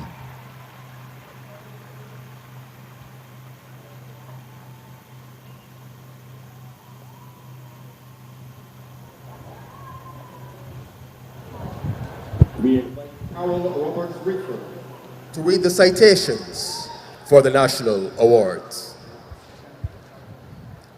Your Excellency, the Most Honorable Dame Sandra Mason, President of Barbados. The Honorable Mia Amor Motley, Prime Minister of Barbados. Your Honor, Patterson Cheltenham, Chief Justice. Members of Cabinet, members of the Senate and of the House of Assembly, members of the Diplomatic Corps, distinguished guests, ladies and gentlemen, happy 56th anniversary of independence. This morning, on our anniversary, 34 outstanding citizens, 27 of whom are present today, and who are awarded in this year's Independence Honors, will be acknowledged and presented in the warrants. This year's awards have been made in the following classes: the Order of Freedom of Barbados, National Honor, constituted by the Order of Freedom of Barbados Act, August 15, 2019. The Order of the Republic, the Honorary Order of the Republic, the Gold Award of Achievement, the Gold Trident of Excellence, the Silver Trident of Excellence, the Barbados Service Star, the Barbados Service Medal, and the Barbados Bravery Medal. The Order of Freedom of Barbados for distinguished and extraordinary service to Barbados, the Caribbean diaspora, and to humanity at large. Today, 3 awards will be presented. The Order of Freedom of Barbados, conferred on Mr. Ian Sinclair Carrington. At a time when Barbados needed sound, steadfast economic guidance, Ian Carrington worked tirelessly in government's efforts to ensure stability and confidence both at home and abroad. From Director of National Insurance to the Director of Economic Affairs, his vast experience and keenly crafted acumen placed him at the forefront of the team tasked with ensuring economic recovery and sustainability in an increasingly uncertain and volatile global fiscal space. Since 2018, as we have experienced myriad economic challenges, Ian Carrington has each and every time gone above and beyond the call of duty for love of country. The Order of Freedom of Barbados to Ian Sinclair Carrington for his distinguished career in the public service and exceptional leadership of the Barbados Economic Recovery and Transformation Program, BERT.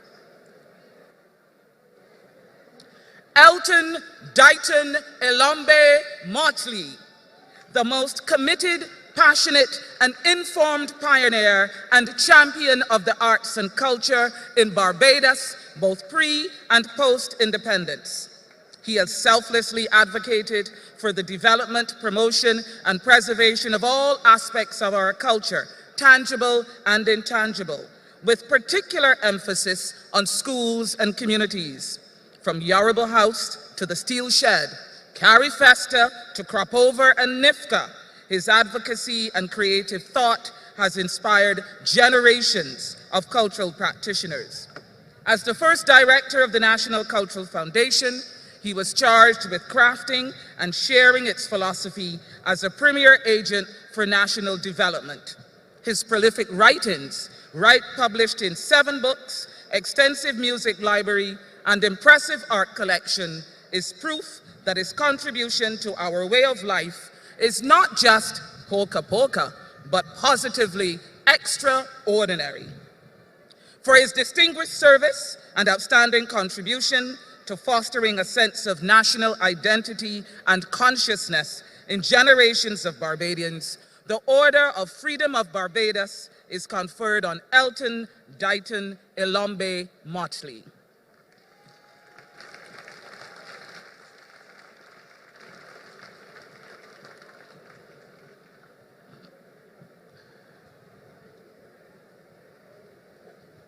Mr. Ralph Samuel de Courcy Williams. 50 years ago, Ralph Busy Williams transformed his love of science and entrepreneurial prowess into one of Barbados's leading corporate entities. He made the conscious determination to commit to the economic viability of his employees, thereby creating a business model founded on enfranchisement, trust, and loyalty. Under his visionary leadership, Williams Industries has consistently sought out emerging technologies and practices and employed them in the delivery of world-class products and services. A staunch proponent of renewable energy solutions for almost every aspect of daily life, he has led this cause by example, promoting the multiple virtues of electric vehicles and photovoltaic energy solutions. For his outstanding contribution as an entrepreneur and a pioneer of the Green Economic Development Initiative in Barbados, the Order of Freedom of Barbados is conferred on Ralph Samuel de Courcy Busy Williams.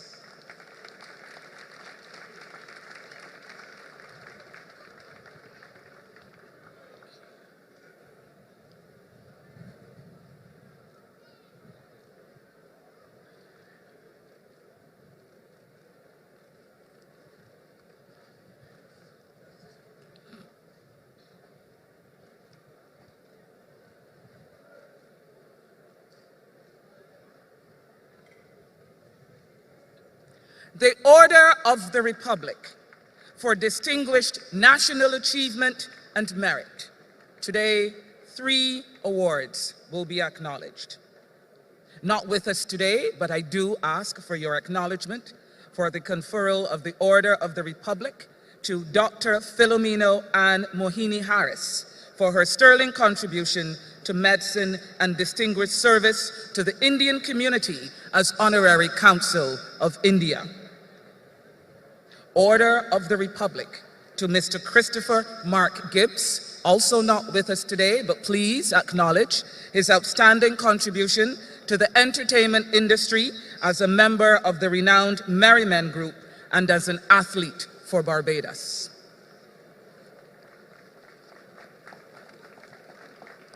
The Order of the Republic, conferred on Dr. Christopher Fitzherbert Hackett, for his stellar career as a Barbadian international public servant, serving as ambassador at the United Nations, and for his contribution to sustainable development.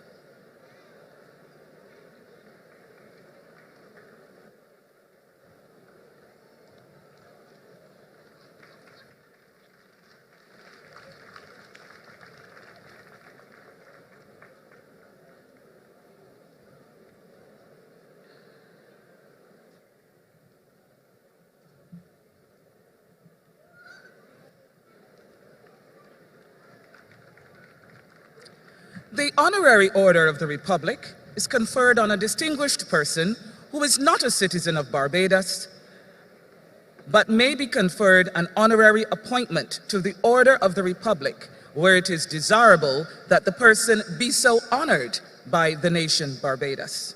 Not with us today, but please do acknowledge his outstanding contribution, Mr. Gurdet Bath, for arranging the logistics and facilitating the transportation of 100,000 AstraZeneca vaccines from India to Barbados in February of 2021, thus allowing us to commence our vaccination program against COVID-19. Please acknowledge the Honorary Order of the Republic to Mr. Gurdet Bath. The Gold Award of Achievement for meritorious service or achievement in Barbados or a community within Barbados. 1 award will be conferred this year to Lieutenant Colonel retired Florence Edith Wyndham Gittins for her contribution to nursing, the military, and disaster emergency management in Barbados.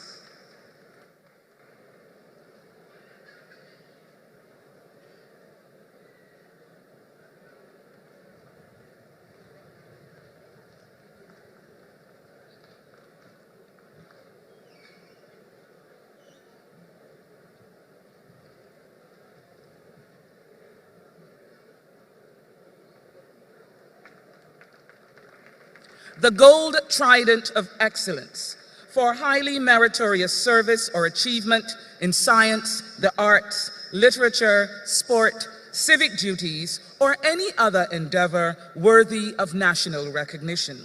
5 awards will be presented today. Miss Kathy Bernadette Harris for her outstanding service and generosity to the underprivileged children and families in the Westbury community in particular, and the wider Barbadian community.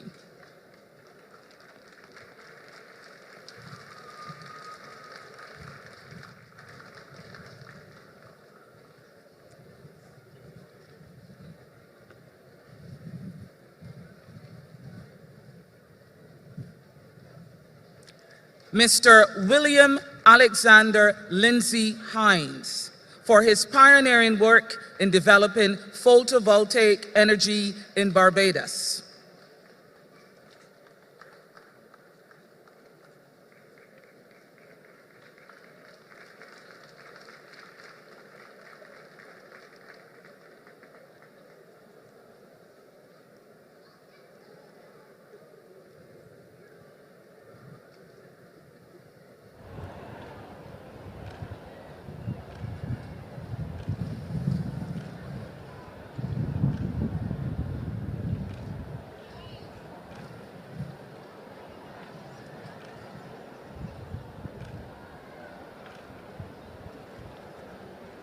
The Gold Trident of Excellence, conferred on Mr. Wayne Gregory Gordon Norville for his commitment to animal care and protection, rescuing animals from perilous situations, and his decades of service to the Royal Society for the Prevention of Cruelty to Animals.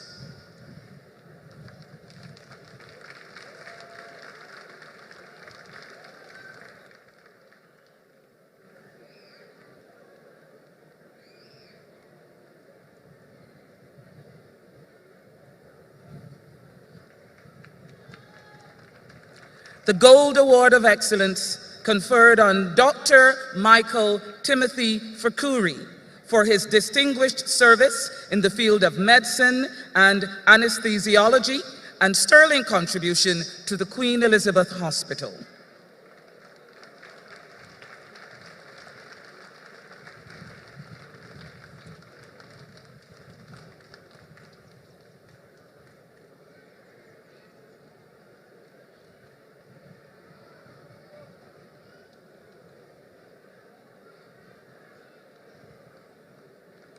The Gold Award of Excellence conferred on Mr. Mark Winston St. Hill for his sterling contribution to retail and business banking locally and regionally.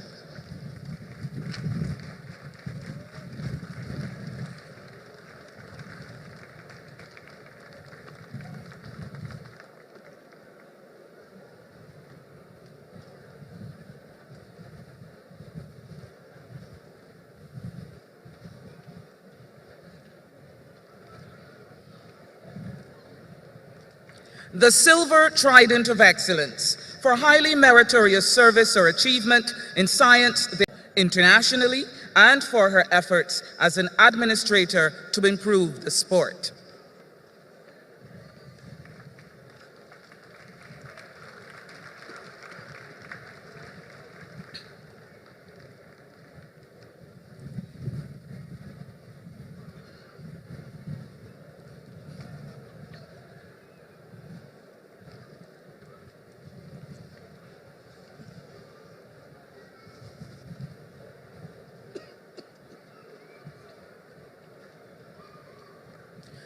The Silver Trident of Excellence conferred on Mr. Selwyn Lloyd Brooks for his sterling contribution to engineering and in the field of disaster management.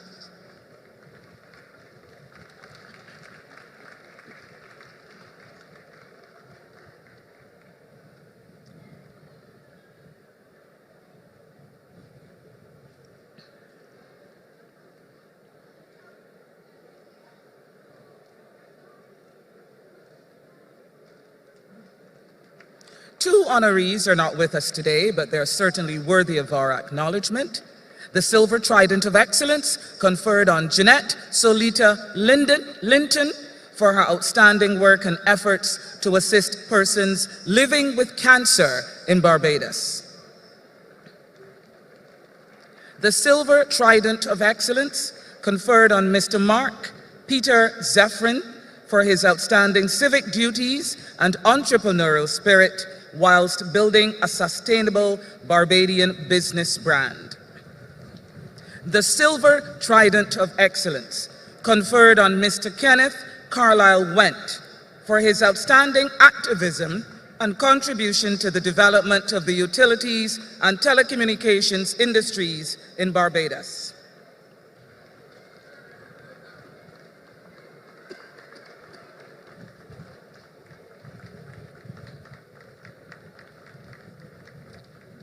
The Barbados Service Star is awarded for meritorious work in the public, fire, military, police, prison, or other protective services, or in any other similar field of endeavor. The Barbados Service Star and 7 awards will be conferred this morning. Not here with us, Mr. Orville Best for his outstanding service to the Parliament of Barbados and to the community at large.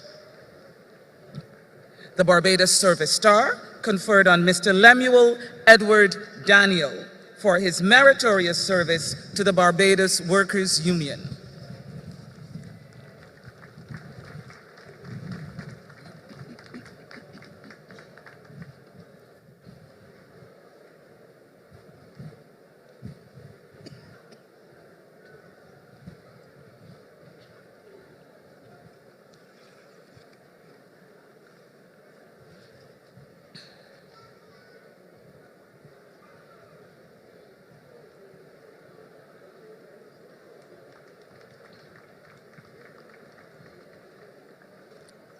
She's not able to be with us today, but again, I ask for our rousing acknowledgement for her outstanding achievement.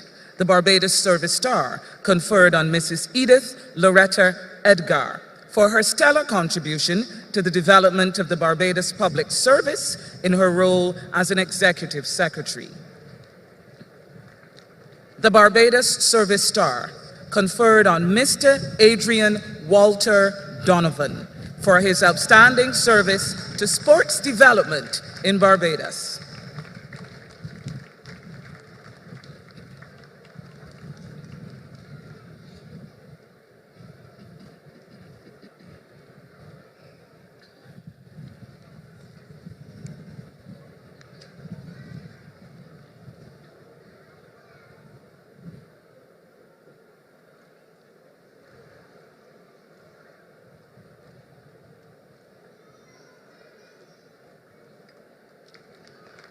The Barbados Service Star conferred on Mr. Owen Oliver Moore for his dedication and service to the fishing industry in Barbados and the region.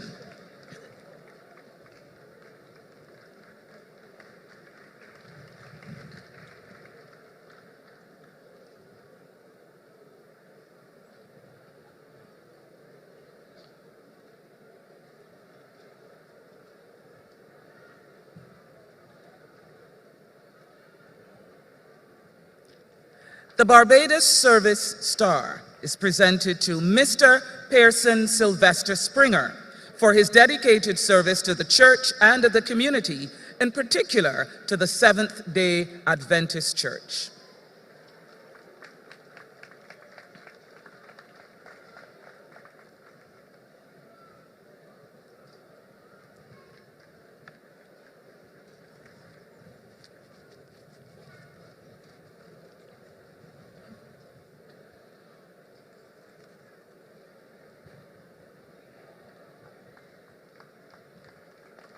The Barbados Service Star conferred on Mrs. Bonnie Michelle Leonce for her dedication to the empowerment and the integration of the deaf community into mainstream society in Barbados.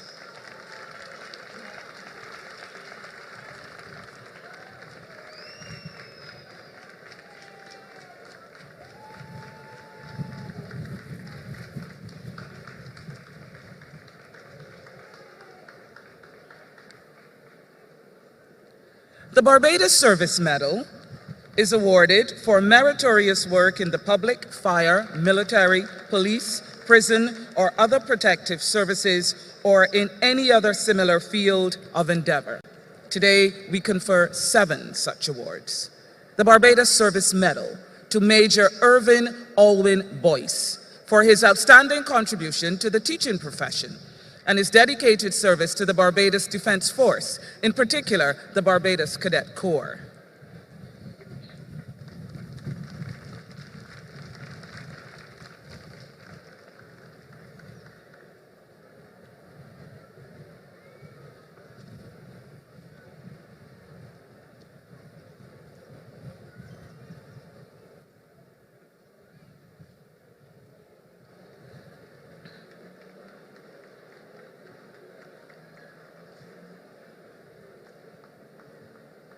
The Barbados Service Medal conferred on Mr. Granville Joubert Carter for his contribution as a long-standing advocate for the rights of persons with disabilities and his commitment to working with persons who are visually impaired.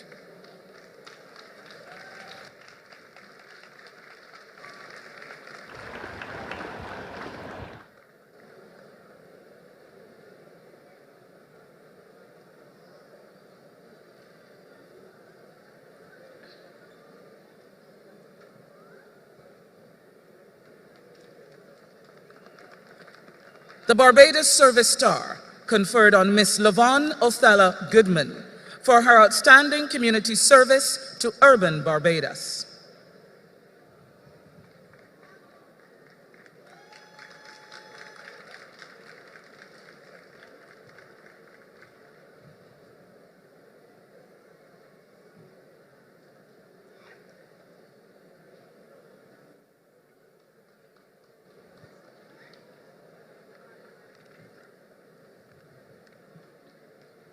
The Barbados Service Medal conferred on Miss Andrea Wendy Knight Hunt for her outstanding contribution in the field of banking.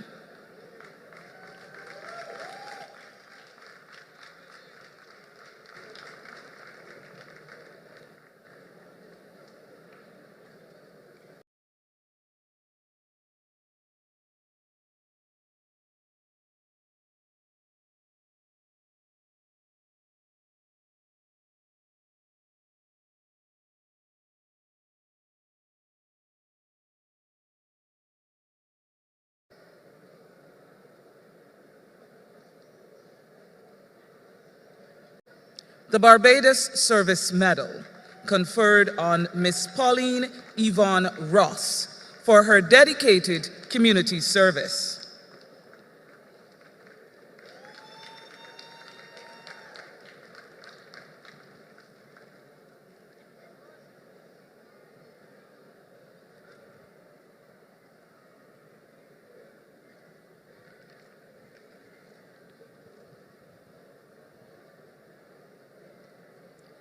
The Barbados Service Medal conferred on Miss Janice Yvonne Smitten for her contribution of over 40 years working to help persons with disabilities.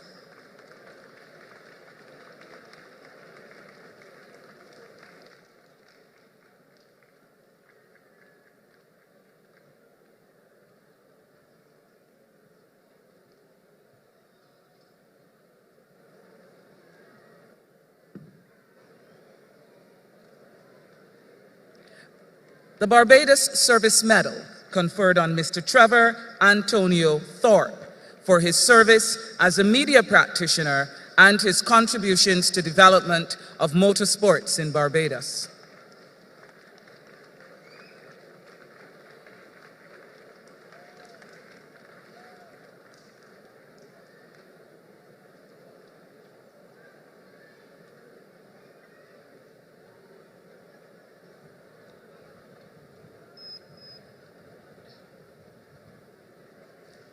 The Barbados Bravery Medal for acts of bravery in hazardous circumstances.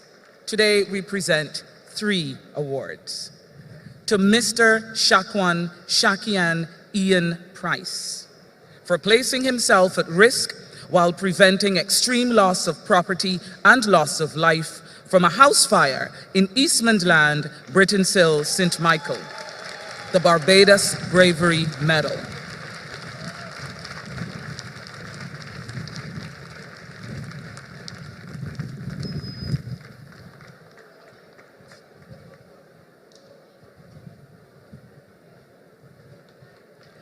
The Barbados Bravery Medal, conferred on Mr. Mitchell David Curtis Roach for placing himself at risk while preventing extreme loss of property and loss of life from a house fire in Eastman Land, Britainsill, St. Michael.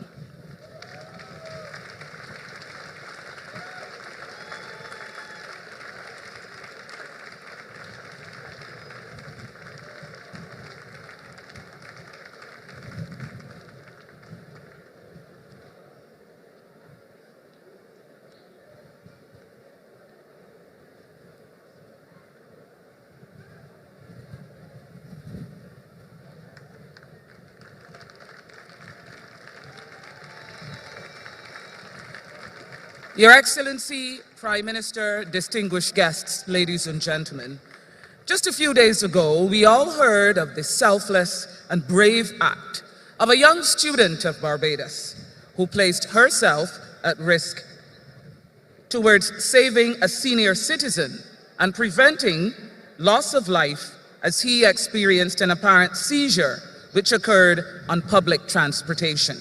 Today, the Barbados Bravery Medal is presented to Miss Carisha Kimberly Skeet.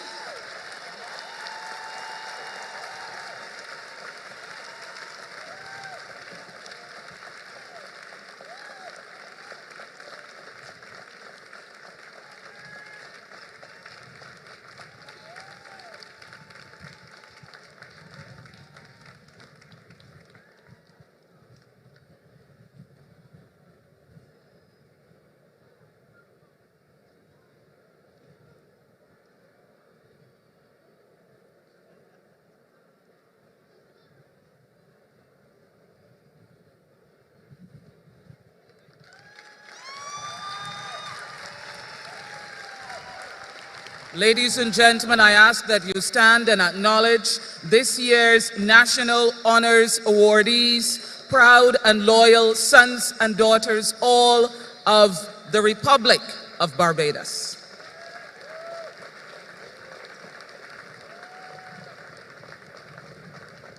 Your Excellency, I thank you. Just one final note of acknowledgement. Today we also salute the children of Barbados by recognizing the creativity, perseverance, and national spirit of 3 young Barbadians in particular, and they are here today, and I ask them to stand. Joshua Toppin, 9 years old, Jordan Sargent, also 9, and Trey Licorice. And if you look at the screen, you will see what they produced over a period of 2 months. We'll bring it back up for you. They constructed a giant Barbados coat of arms comprising almost 26,000 Lego pieces. And they presented their piece of art to the country on Monday on behalf of the children of Barbados, thousands of whom are present today. And Joshua, Jordan, and Trey, we salute you.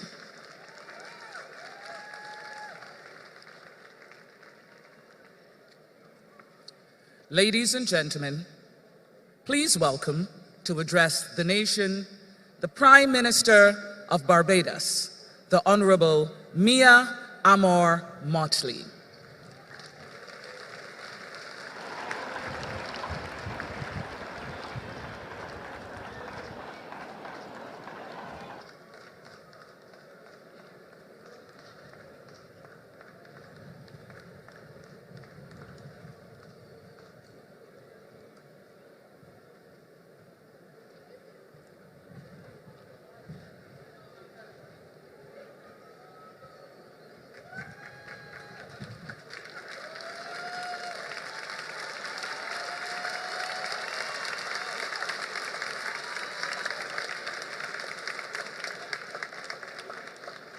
Good morning, everyone. Good morning, Barbados. One more time, good morning, Barbados. We're outside at last again. Please sit.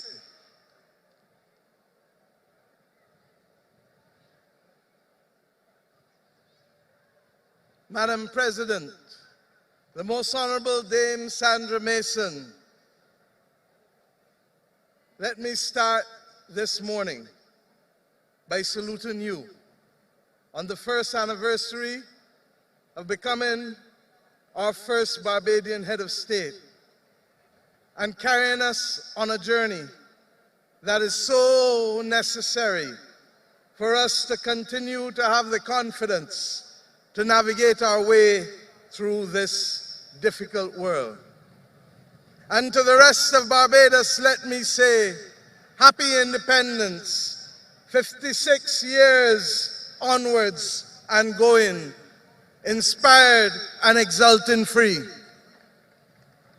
I start here because we have not been able to gather at these hallowed grounds for virtually 3 years, and it feels good to be back at Kensington Oval.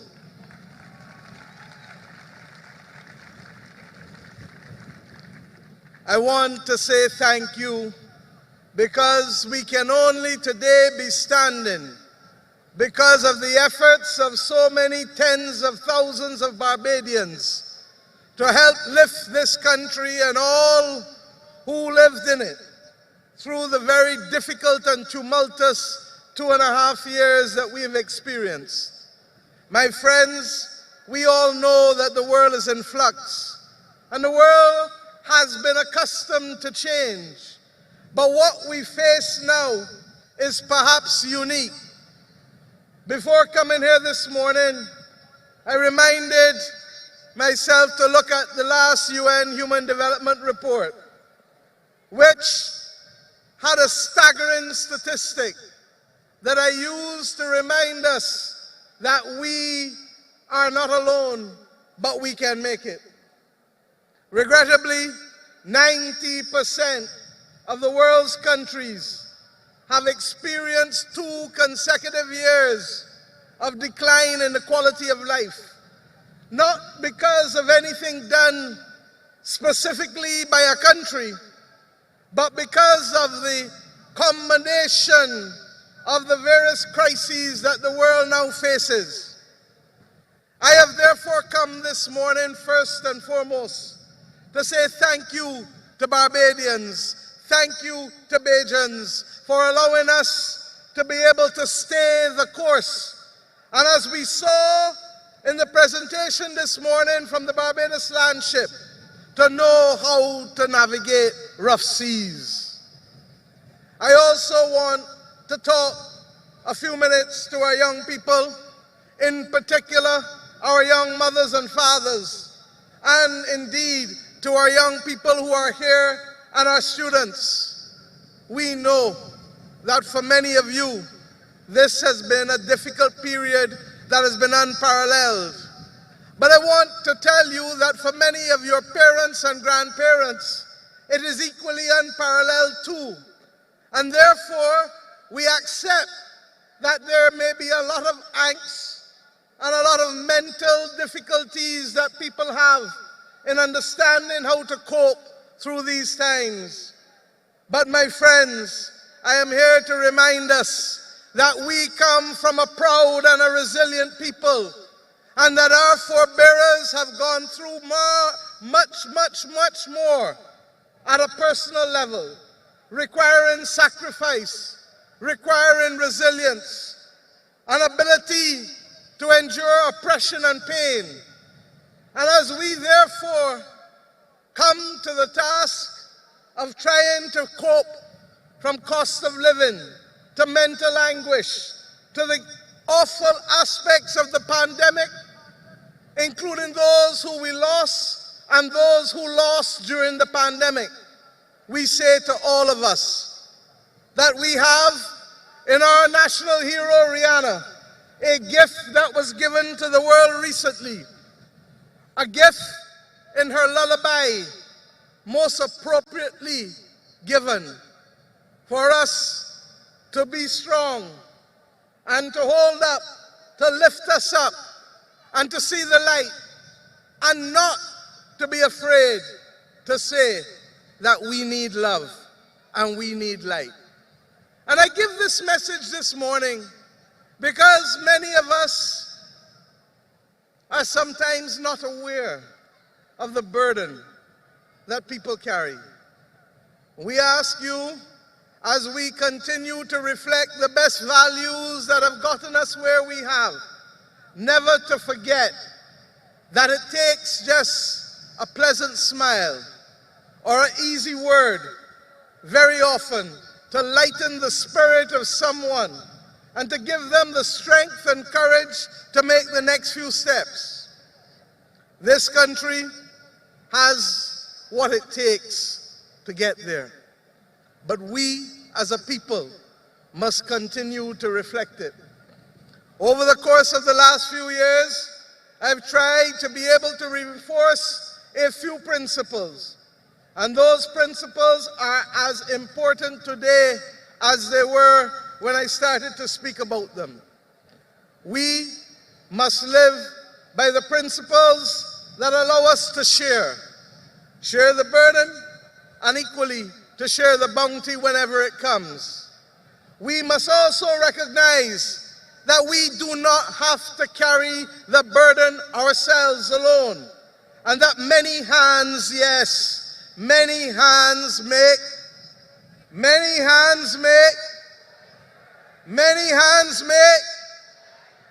and that must continue to be our motto, because when you come from a small nation, very often you cannot do it alone, and it is only through the principles of solidarity and our ability to share the burden that we will make it. But there's one other that goes above all else, and the Lord Bishop is with us today, and he may well remind us of the golden rule: to do unto others as you would have them do unto you. And you may say, why is the Prime Minister speaking about these things this morning as we celebrate the first anniversary of our parliamentary republic and the 56th anniversary of independence? Because, my friends, sometimes we need to remember that this country will only be as good and as great as we are prepared to treat each other and to create the space to allow each other to be the best that we can be. We have had some difficult times that go beyond what the world has given us with the climate crisis and the pandemic and the cost of living and the disruption of the supply of the many things that we need. We too have not sufficiently been able to bring some of our people out of the bosom of poverty, both mental and economic poverty. And I say to you that in some instances it is no fault of yours. And over the course of 56 years of independence, but over the course equally of 72 years of universal adult suffrage, where we took responsibility for building our democracy, we have not been able to bring all on the train yet. But that does not mean that this generation will not accept their leg of the relay race and work across Barbados to be able to reach those of you young mothers and young fathers who wonder each night how you are going to keep your children safe and how you will provide for them. And young men and young women, young boys and young girls, we have to remember that the house that we live in, called the nation of Barbados, requires us not to just be spectators, as we are, many of us today, but to be active citizens like those who were on the field marching and saluted our nation, recognizing that just as a house needs care and attention, that it can't only be about the ownership of the title deeds to the house, but it is also about the care and attention to build and maintain and to fix and to do what is necessary to preserve the house as whole. Then equally, in the nation of Barbados, in the communities of Barbados, in the families of Barbados, there's a role for each and every one of us. For that is the only way we shall keep our families, our communities, and our nation safe and whole. Yes, we have to reinforce the message that some of us may not always get our way, that some will always, and everyone must always, have the ability to have their ideas contend. But eventually, some will prevail and some will not. And we have, as we do in our individual lives, to appreciate how to manage disagreement and discord without resorting to violence, be it domestic violence or the use of that awful tool that has caused so much misery across the globe, but in particular in the Americas, the use of guns that don't walk and talk on their own, but can only become useful to someone if someone has the willingness to take it up and use it and to hurt someone else. My friends, the world is not easy, but we do not need to add to our problems. And I ask us today to reflect on the fact that there has always, as children and as adults, to allow a wrong sometimes to be the last wrong, to allow a done to take place, to use a Bajan phrase. You just sometimes have to walk away. And since we are at Kensington, I can say, you just sometimes have to raise the bat and leave the ball outside the off stump. And why? There are many before us who have fought and who have suffered way more at a personal level. The people of South Africa know what it is to have lived separate and apart and to be persecuted in our lifetime purely because of the color of their skin, something that our forebears knew. And in spite of all of that, and in spite of the thousands and tens of thousands of people who were killed, they found it within their spirit to recognize that dead men do not walk and talk, and that we must live for the living, and that we must ensure that we rise above all disagreement and all the bad and the oppression that has been done in order to be able to build a new reality, a new future, and one that allows each other to coexist. This is not easy, but it must be what we commit to as a people, as a community, as families. And I ask us equally to reflect that as we do that, that all Barbados, I hope, will join us in a program to wise up. Wise up, because it is the wisdom of our grandparents and our great-grandparents and our great-great-grandparents that they passed down to us with the sayings that I keep using, because I don't want you ever to forget the proverbs and the sayings. When an old person tell you, one blow is kill old cow, what they're really telling you? That one step at a time you can achieve the mission.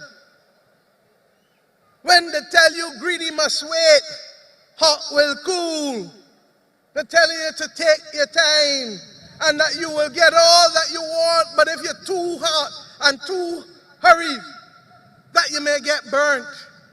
And there are a whole host of sayings that guide us through the rites of passage. And that is why we will continue to protect the wisdom of our people in guiding this nation. Not only the Charter of Barbados, not only the Constitution of Barbados, but the wisdom of our people. In addition, I ask you to remember that we don't need certificates to pass on that wisdom. We need care and we need commitment to each other. This country may have a statistic that 1 out of every 5 is living below the poverty line, and that is unacceptable. But the corollary to that is 4 out of every 5 are living above it. And if we use the example that guided us safely through COVID, that we must work together, public and private sector, men and women, young and old, across every division, across every grouping and sector, then I know that we shall make it safely. In addition, we have to set a few missions if we are going to be world class by 2030. Prior to the pandemic, we hoped when I set out that mission in 2020 that we could have done it by 2027. But like with life, there are obstacles. And when we have the obstacles, we refocus and we reset the mission. Now that we are out, it is time to ensure that the COVID comatose mindset is put behind us and that we refocus and reset the mission. Against this backdrop, I hope to be shortly meeting with the social partnership and with civil society for us to set a series of missions that should unite all Barbadians in the effort of allowing us to become world class by 2030. We do not believe that the government has the only perspective on what these goals should be. But I share today the 5 that we will put before the social partnership and civil society so that within the next 2 months we can settle such that we can apply our efforts in the public and the private sector to achieving these goals. 1, against the backdrop of a climate crisis and a world that is losing the biodiversity, that is losing almost and has almost 1 million animals and insects that can become extinct and therefore can threaten our food supply, the first goal must be to green Barbados and to ensure in greening Barbados that we protect our food supply. The second goal must be for a healthy and safe Barbados for all, and none of us need any explanation after the last 3 years as to what that will mean. The third must be to use the platform of education that we have invested in for centuries, but in particular in our modern existence, to create a knowledge and innovation hub. And the fourth one must be to leverage our geography, that Barbados must be an entrepot for the West in the Southern Hemisphere, recognizing that geography has always mattered, but it was used for the wrong and nefarious purposes for too many centuries of our development. We must now use it for the benefit of Barbados and Barbadians, that geographical position. And finally, my people, the fifth must be the economic enfranchisement of our people. And it is not by accident that we salute you, Mr. Ralph Busy Williams, for your model of ensuring that the workers who have worked with you have become owners of all that they have helped you build. Because if we are to be truthful to the journey that we have traveled, then it must not be simply for capital to get returns. But if we share the burden, we must share the bounty with labor, because we must be labor not just by name, but by all that we do and by nature. My friends, I trust that we as a people can come together at this most difficult and challenging time globally. There will always be a pull to pettiness. There will always be a pull to sweat the small things. And by sweating the small things, I do not mean looking and helping small people. I mean the things that can cause us wrath and ire when the day comes. And I too have to look in the mirror and deal with that for myself. And I ask you to also recognize that that is a personal conversation each of us must have when we look in the mirror, if we are to love the mirror image as Errol Barrow exhorted us to do in that famous mirror image speech. So we look for light. And today, this morning, our gracious God has blessed us with that. I ask us to leave this ground on this day, committing to work with one another, committing to help each other, recognizing that sharing the burden and sharing the bounty must be something we live every day, recognizing that helping others to make many hands make light work must be lived every day, recognizing that we must do unto others as you have them do unto you each and every day. And I ask you to add to that which comes from our African ancestral homeland, the principle of Ubuntu, that I am because we are, that none of us can survive collectively without each other. We may remember the old proverb that it takes a village to raise a child. And in a funny way, even though it was meant for evil, as Genesis reminds us, the Lord meant it for good. For when our families came here and were separated in Bridgetown, less than a mile away from here, it taught us the virtue of having others who may not be our blood relatives raise us to become men and women. I ask us to go back to these virtues, because if we get these things right in our families, in our communities, then instead of government fighting to lift 1 out of 5 out of poverty alone, the other 4 who are above the poverty line will join hands and lift all Barbadians out of poverty. I ask the young people to remember that sometimes those who are with you may not always be doing the right thing. Call them one side and talk, because there is no joy to be gained when we see our own fall. And ladies and gentlemen, citizens of Barbados, I ask us to be strong, to be courageous, and to remember these values. And I will end in the words that I use from the Talmud all the time, that we may not be expected to complete the task. Where you are in your families, your work, where I am, where the cabinet is, where the public servants are. But we are not at liberty from resilient from it. The days will be hard. The seas will be rough. But my people, we are up to the task. And we can show the world our small country, 166 square miles, 300,000 people, can defy all that is happening to be an example and a beacon of hope and light. Join us on this journey, and do so as proud Barbadians as we celebrate yet another year of nationhood. God bless Barbados. God bless BIM on Independence Day. Thank you.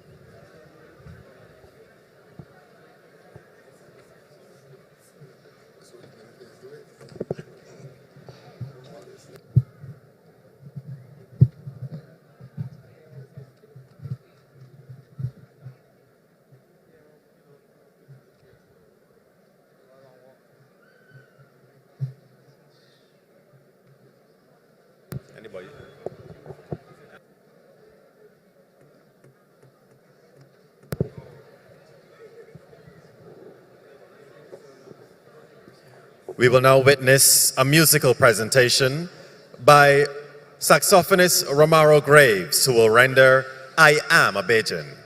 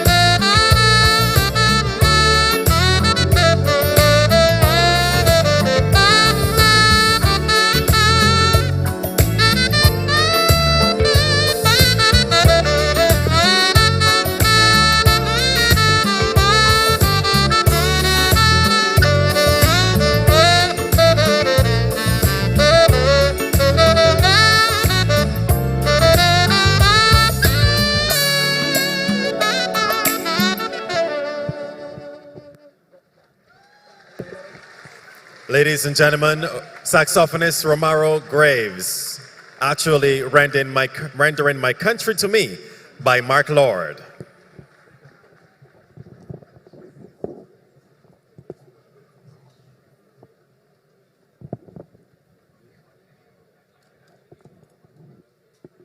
The parade will now be marched back on the parade square, and we will prepare for the salute to the nation.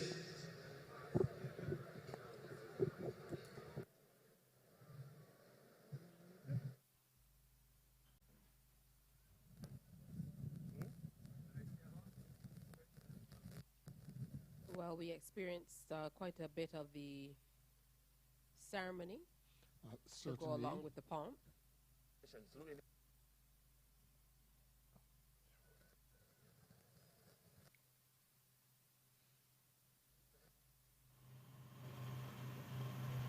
Small.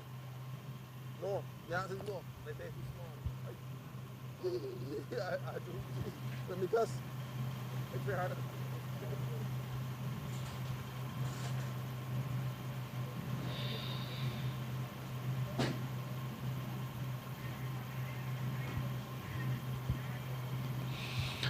The parade is now preparing for the final phase of this morning's ceremony, phase 4, and this will include the salute to the nation.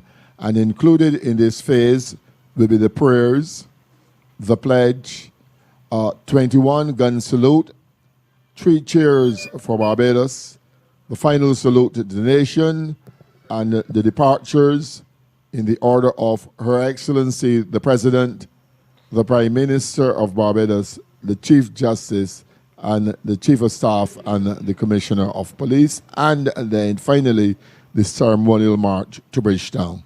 Even though the presentation of leadership badges to the head boys and girls from the secondary and primary schools and the national honors and awards seemed to go pretty quickly, that was almost close to an hour. And this is why the troops were allowed to go off and get a little rest before they came back on for this next phase of the presentation. The sun has been high in the sky and doing its work. So it's good that they were able to go off and get a little respite. And I'm sure that they would have welcomed the opportunity to not only rest their legs, but also to get some refreshments and liquid refreshments, mainly water and juice. The other type of refreshment will come after the parade. We do know the festivities continue well into the day at numerous places. This morning, the prayers will be led by Reverend Rosalind Harper Johnson, one of the chaplains of the Barbados Defence Force, and the pledge will be recited by Josiah Bangura, head boy of St. Christopher, and Shalana Clark, head girl of St. Christopher Primary School.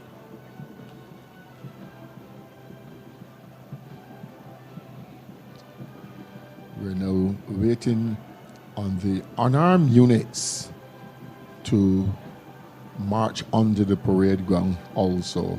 For those who might not know, what's the significance of a 21-gun salute? A 21-gun salute is the most commonly recognized of the customary gun salutes that are performed by the firing of cannons or artillery as a military honor. And it all evolved from the Navy, with 21 guns came to be fired for a head of state, or in exceptional circumstances for heads of government, with the number decreasing with the rank of the recipient of the honor. So in other words, a president of a country will get a 21-gun salute. A prime minister will get an 18-gun salute, and it will come, the numbers will decrease depending on the rank of the person. And here we are again with the colors on display. And when we speak about a 21-gun salute, it's actually a large caliber weapon such as a cannon, and not necessarily an SLR or an M16 or an M4. But it's a cannon that is fired. And for this morning's parade, the gun saluting team is commanded by Warrant Officer Class 2 Kevin Mears and consists of Sergeant Ryan Odell, Lance Corporal Kareem Bell, Corporal Jason Springer, and Lance Leading Seaman Paul Clark. And we're looking at the Senior Superintendent Christine Stanford, who is the parade's second in command this morning. Many firsts to tick for her. Certainly. Awaiting at the present moment to hand the parade over to the parade commander, Commander Mark Peterson. You can Pathfinder's band now leading the right half of the parade on to the parade ground. The Boy Scouts, the Girl Guides Association of Barbados, the St. John Ambulance Association of Barbados, the Barbados Red Cross, the Barbados Fire Service, the Barbados Landship Association, and the Seventh-day Adventist Pathfinders.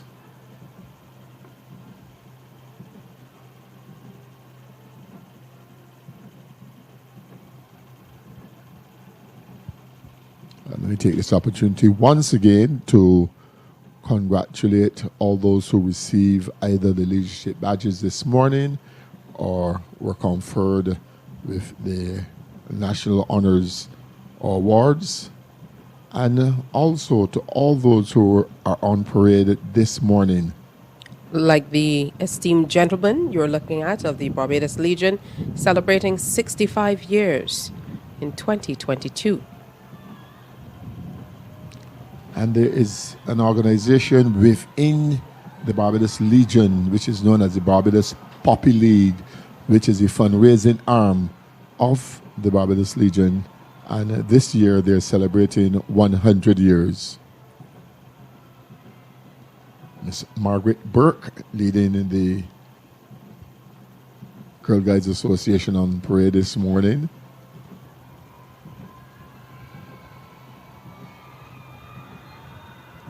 And I would admit the Girl Guides band or drum corps also with them this morning, that in terms of numbers, where the Boy Scouts Association of Barbados and the St. John Ambulance and the Girl Guides, they were accustomed to producing at least, or I shouldn't say producing, having at least 100 personnel on parade over the years. But the numbers have reduced, and there are reasons why, mainly because of the COVID pandemic. As the Prime Minister said in her presentation earlier, the first time that we are truly back outside without all of the restrictions Certainly. that came with the COVID pandemic. And it was also good to see the large number of members of the Barbados Youth Advance Corps on parade this morning.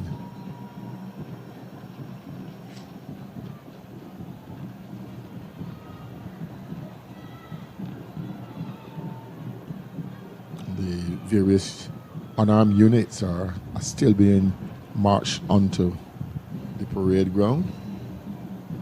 And it's always very interesting to see the mounted troop. A little earlier we had them on, and one of the horses was not playing nicely at all. Yes, these things do happen. You know that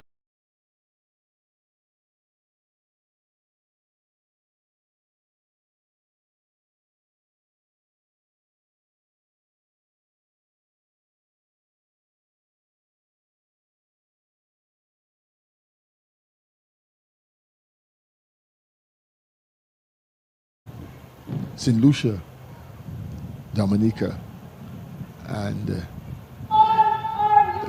police forces don't have a mounted troop to escort in those countries the Governor General. So we are very pleased that we have maintained that tradition here in Barbados, and the horses are well kept. Originally, they were used to move correspondence around the island. And today they're more used when we're having spectacles or displays. Tell us more about this part of the presentation where the parade second in command is addressing the participants in anticipation of the parade commander, Commander Mark Peterson's return.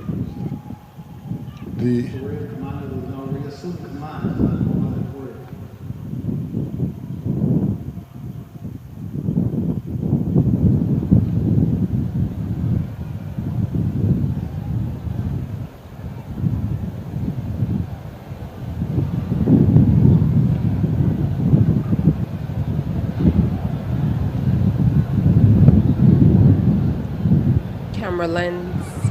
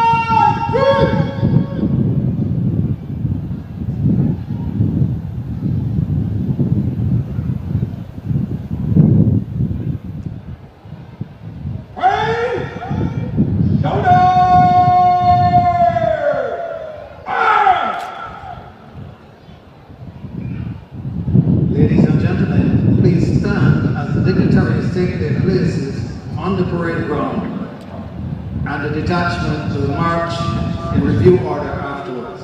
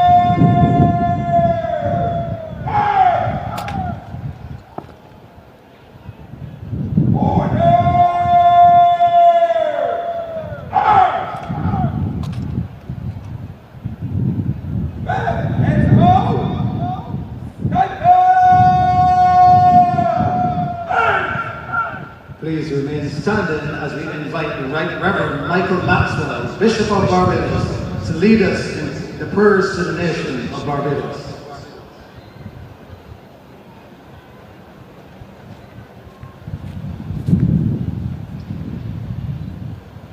Let us pray.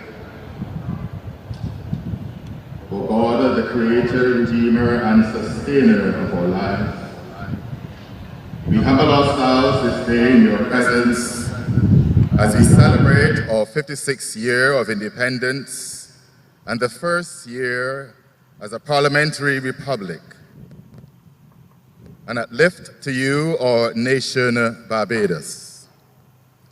As a sovereign nation to which you have called us as citizens to live in righteousness, peace, and love, may we continue to acknowledge your sovereignty, that it is only in and through you that we live and move and have our being. You have protected us this year from severe loss of life due to the ongoing pandemic and from major disasters caused by climatic changes, especially that of hurricanes, even as we continue to be a nation that advocates for climate justice. We thank you for your attention, unconditional love, and mercy given to us, even when we have, over the years, fallen short of the mark or standard to which you have called us to live and serve you in freedom and in peace. We pray that your light and your truth will lead us in the paths of offering that same attention, love, and mercy towards each other as citizens of this nation and to those who shall visit our land. Give us a zeal for justice and the strength for forbearance, that we may use our liberty in accordance to your gracious will. Bless those you have given the mandate at this time to lead, protect, and develop our nation through this very difficult period in history. Strengthen, guide, and protect Dame Sandra, our President, Mia Amour, our Prime Minister, Sir Patterson, our Chief Justice, all members of the Cabinet and the Houses of Parliament, and those serving in local government.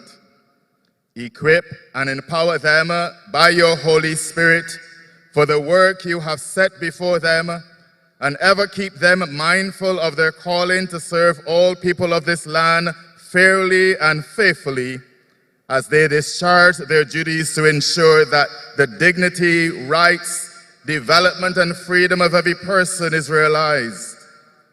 We also bring before you our judges, magistrates, and all who administer justice within our courts, that in all things they may seek to do your will in protecting the rights and freedom of our people. Give to all those who are called to guard and protect our land, the police, the military forces, the foresight, courage, and shield and strength needed to probe and curb the rate of crime and violence in our nation, and for us as citizens to play our part in providing the necessary information to assist them in their efforts to keep us safe. We thank you for all those who, over the years, have been recognized for their yeoman service and those who have received national awards this year. May they inspire all of us as citizens to be a people who love our country, daily give of our best to make Barbados better than it was yesterday. Within our healthcare system, give skill and wisdom and patience and gentleness to our doctors and nurses and all who minister to and care for those who are mentally or physically ill at this time, that as they exercise their ministry of healing, many bodies and minds may be made whole again, and your power at work through them may be praised. Bless the public and private sectors, the businesses and entrepreneurship of our people within our island, that all citizens will be able to find work and sustain their lives and the lives of those they care for. In educational institutions, may true knowledge, sound wisdom, and godly discipline ever be found, and our children be fed with the knowledge you desire them to receive that will enable them to develop as conscientious citizens who are ever faithful to you as they live their lives and find productive work in the future. We pray for our homes and family life, the foundation of all life, that you will grant to all parents the true spirit of love and oversight, and to children the spirit of obedience to grow in wisdom and stature and in the knowledge and love of you. Grant peace within all homes and change the hearts of those who engage in domestic abuse of any kind. Enable husbands and wives to live in mutual love and forgiveness towards each other, and may parents and children daily increase in mutual respect, understanding, patience, and charity. Within our communities and neighborhoods, help us to return to that spirit of being our brother's keeper, reaching out to the poor, the hungry, the unemployed, the lonely, the elderly, the physically challenged, the ex-offenders, and all those in need of any assistance we can offer as we call to love our neighbor as ourselves and to do unto others as we would have them do unto us. Protect our communities from any further gun violence that is especially causing many to live in fear, and speak to the hearts and minds of those who are engaging in such heinous acts, that they may turn their swords into plowshares. We thank you once again, O Father, for this day, on which you have enabled us to celebrate our nationhood as an independent parliamentary republic. As we go forward, even in the development of our new constitution and following our charter, may we continue to be ever mindful that you have been our guide for the years that have passed, and with you still on our side, we will have no doubts or fears. May we ever keep you at our side, guiding us in all our future endeavors. As we seek to serve you here, may we build our nation better than it was yesteryear. We offer these prayers to you, O Father, in the name of your Son, Jesus Christ, and in the power of the Holy Spirit. Amen. Parade! Parade!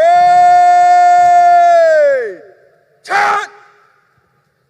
Today, we will be led by 10-year-old Shalana Clark, head girl of the St. Christopher Primary School, and 11-year-old Josiah Bangura, head boy of the St. Christopher Primary School. Please repeat after them. After them when they recite the pledge. I pledge allegiance to my country, Barbados.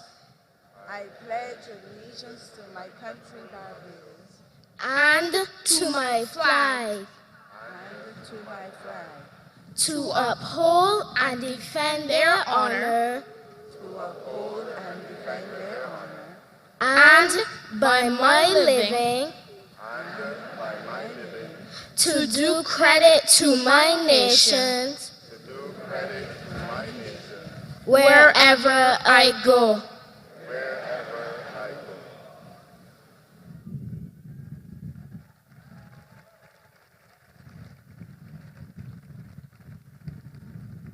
Parade will remove headdress. Remove headdress.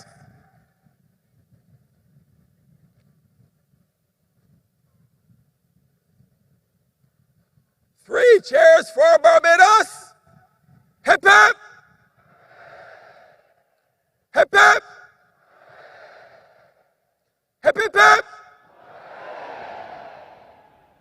Parade will replace headdress. Replace headdress.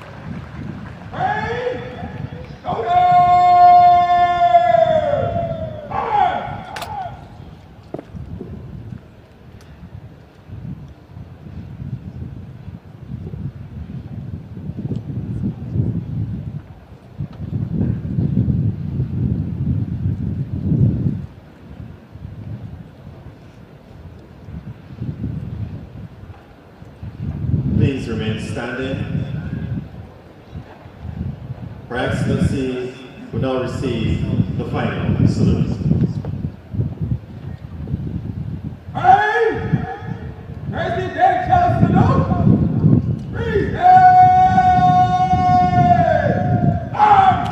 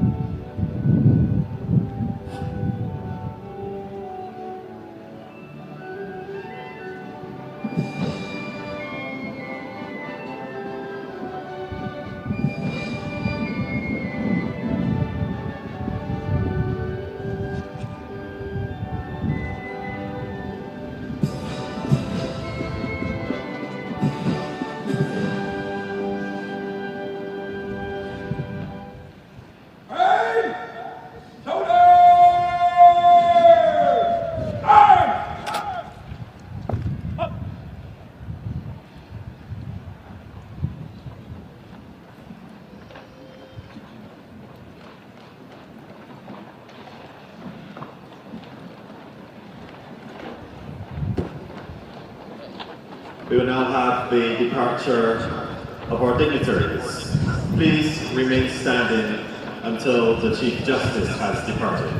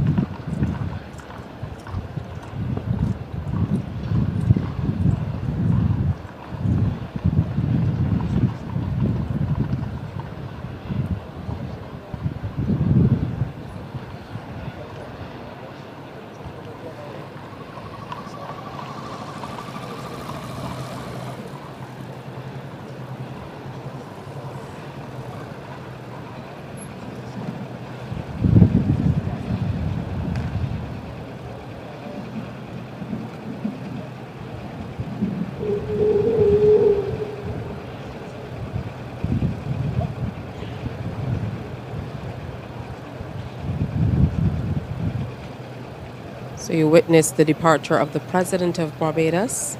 Now the Prime Minister has gotten in her vehicle, and she will make her way over to Parliament Yard. Certainly. And the next dignitary to leave the parade ground will be the Chief Justice of Barbados.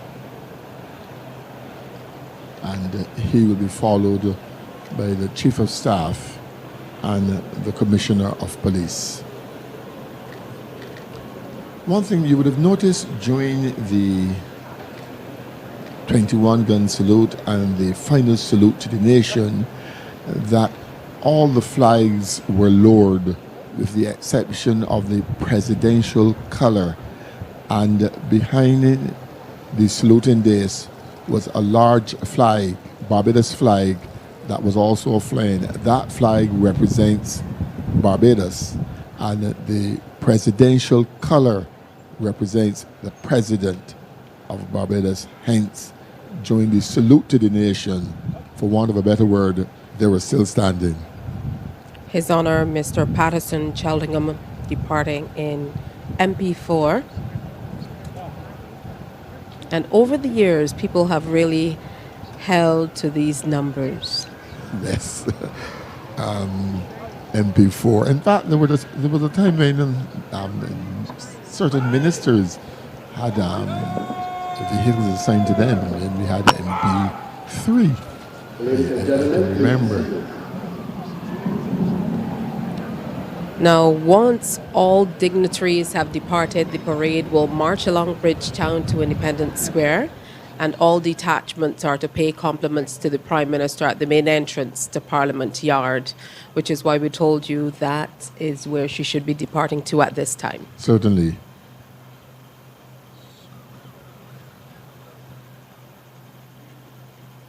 Up next, the Chief of Staff, Commodore Arrington Sherland, will depart. And the Commissioner of Police, Mr. Richard Boyce,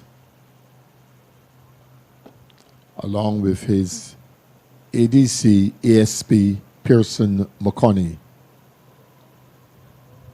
and Lieutenant Coast Guard Gordon Maxwell, the ADC to the Chief of Staff of the Barbados Defence Force.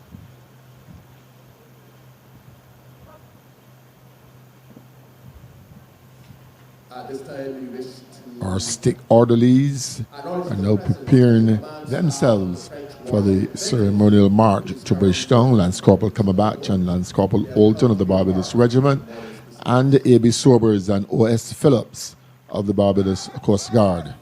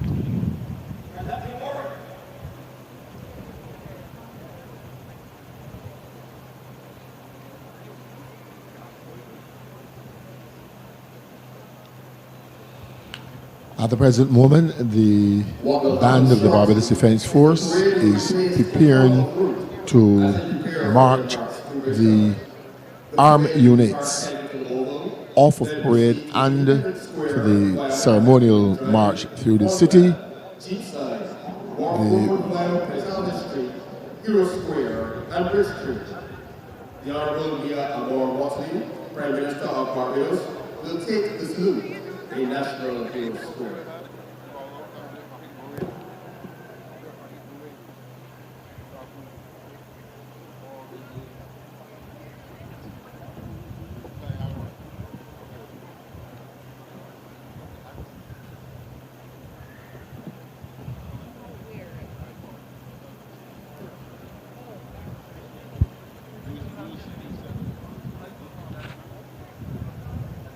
Ladies and gentlemen, we have definitely enjoyed sharing this morning's program with you.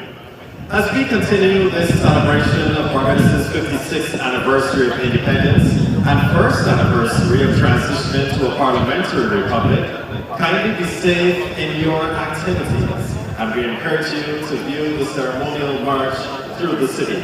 Thank you, and have a happy Independence Day.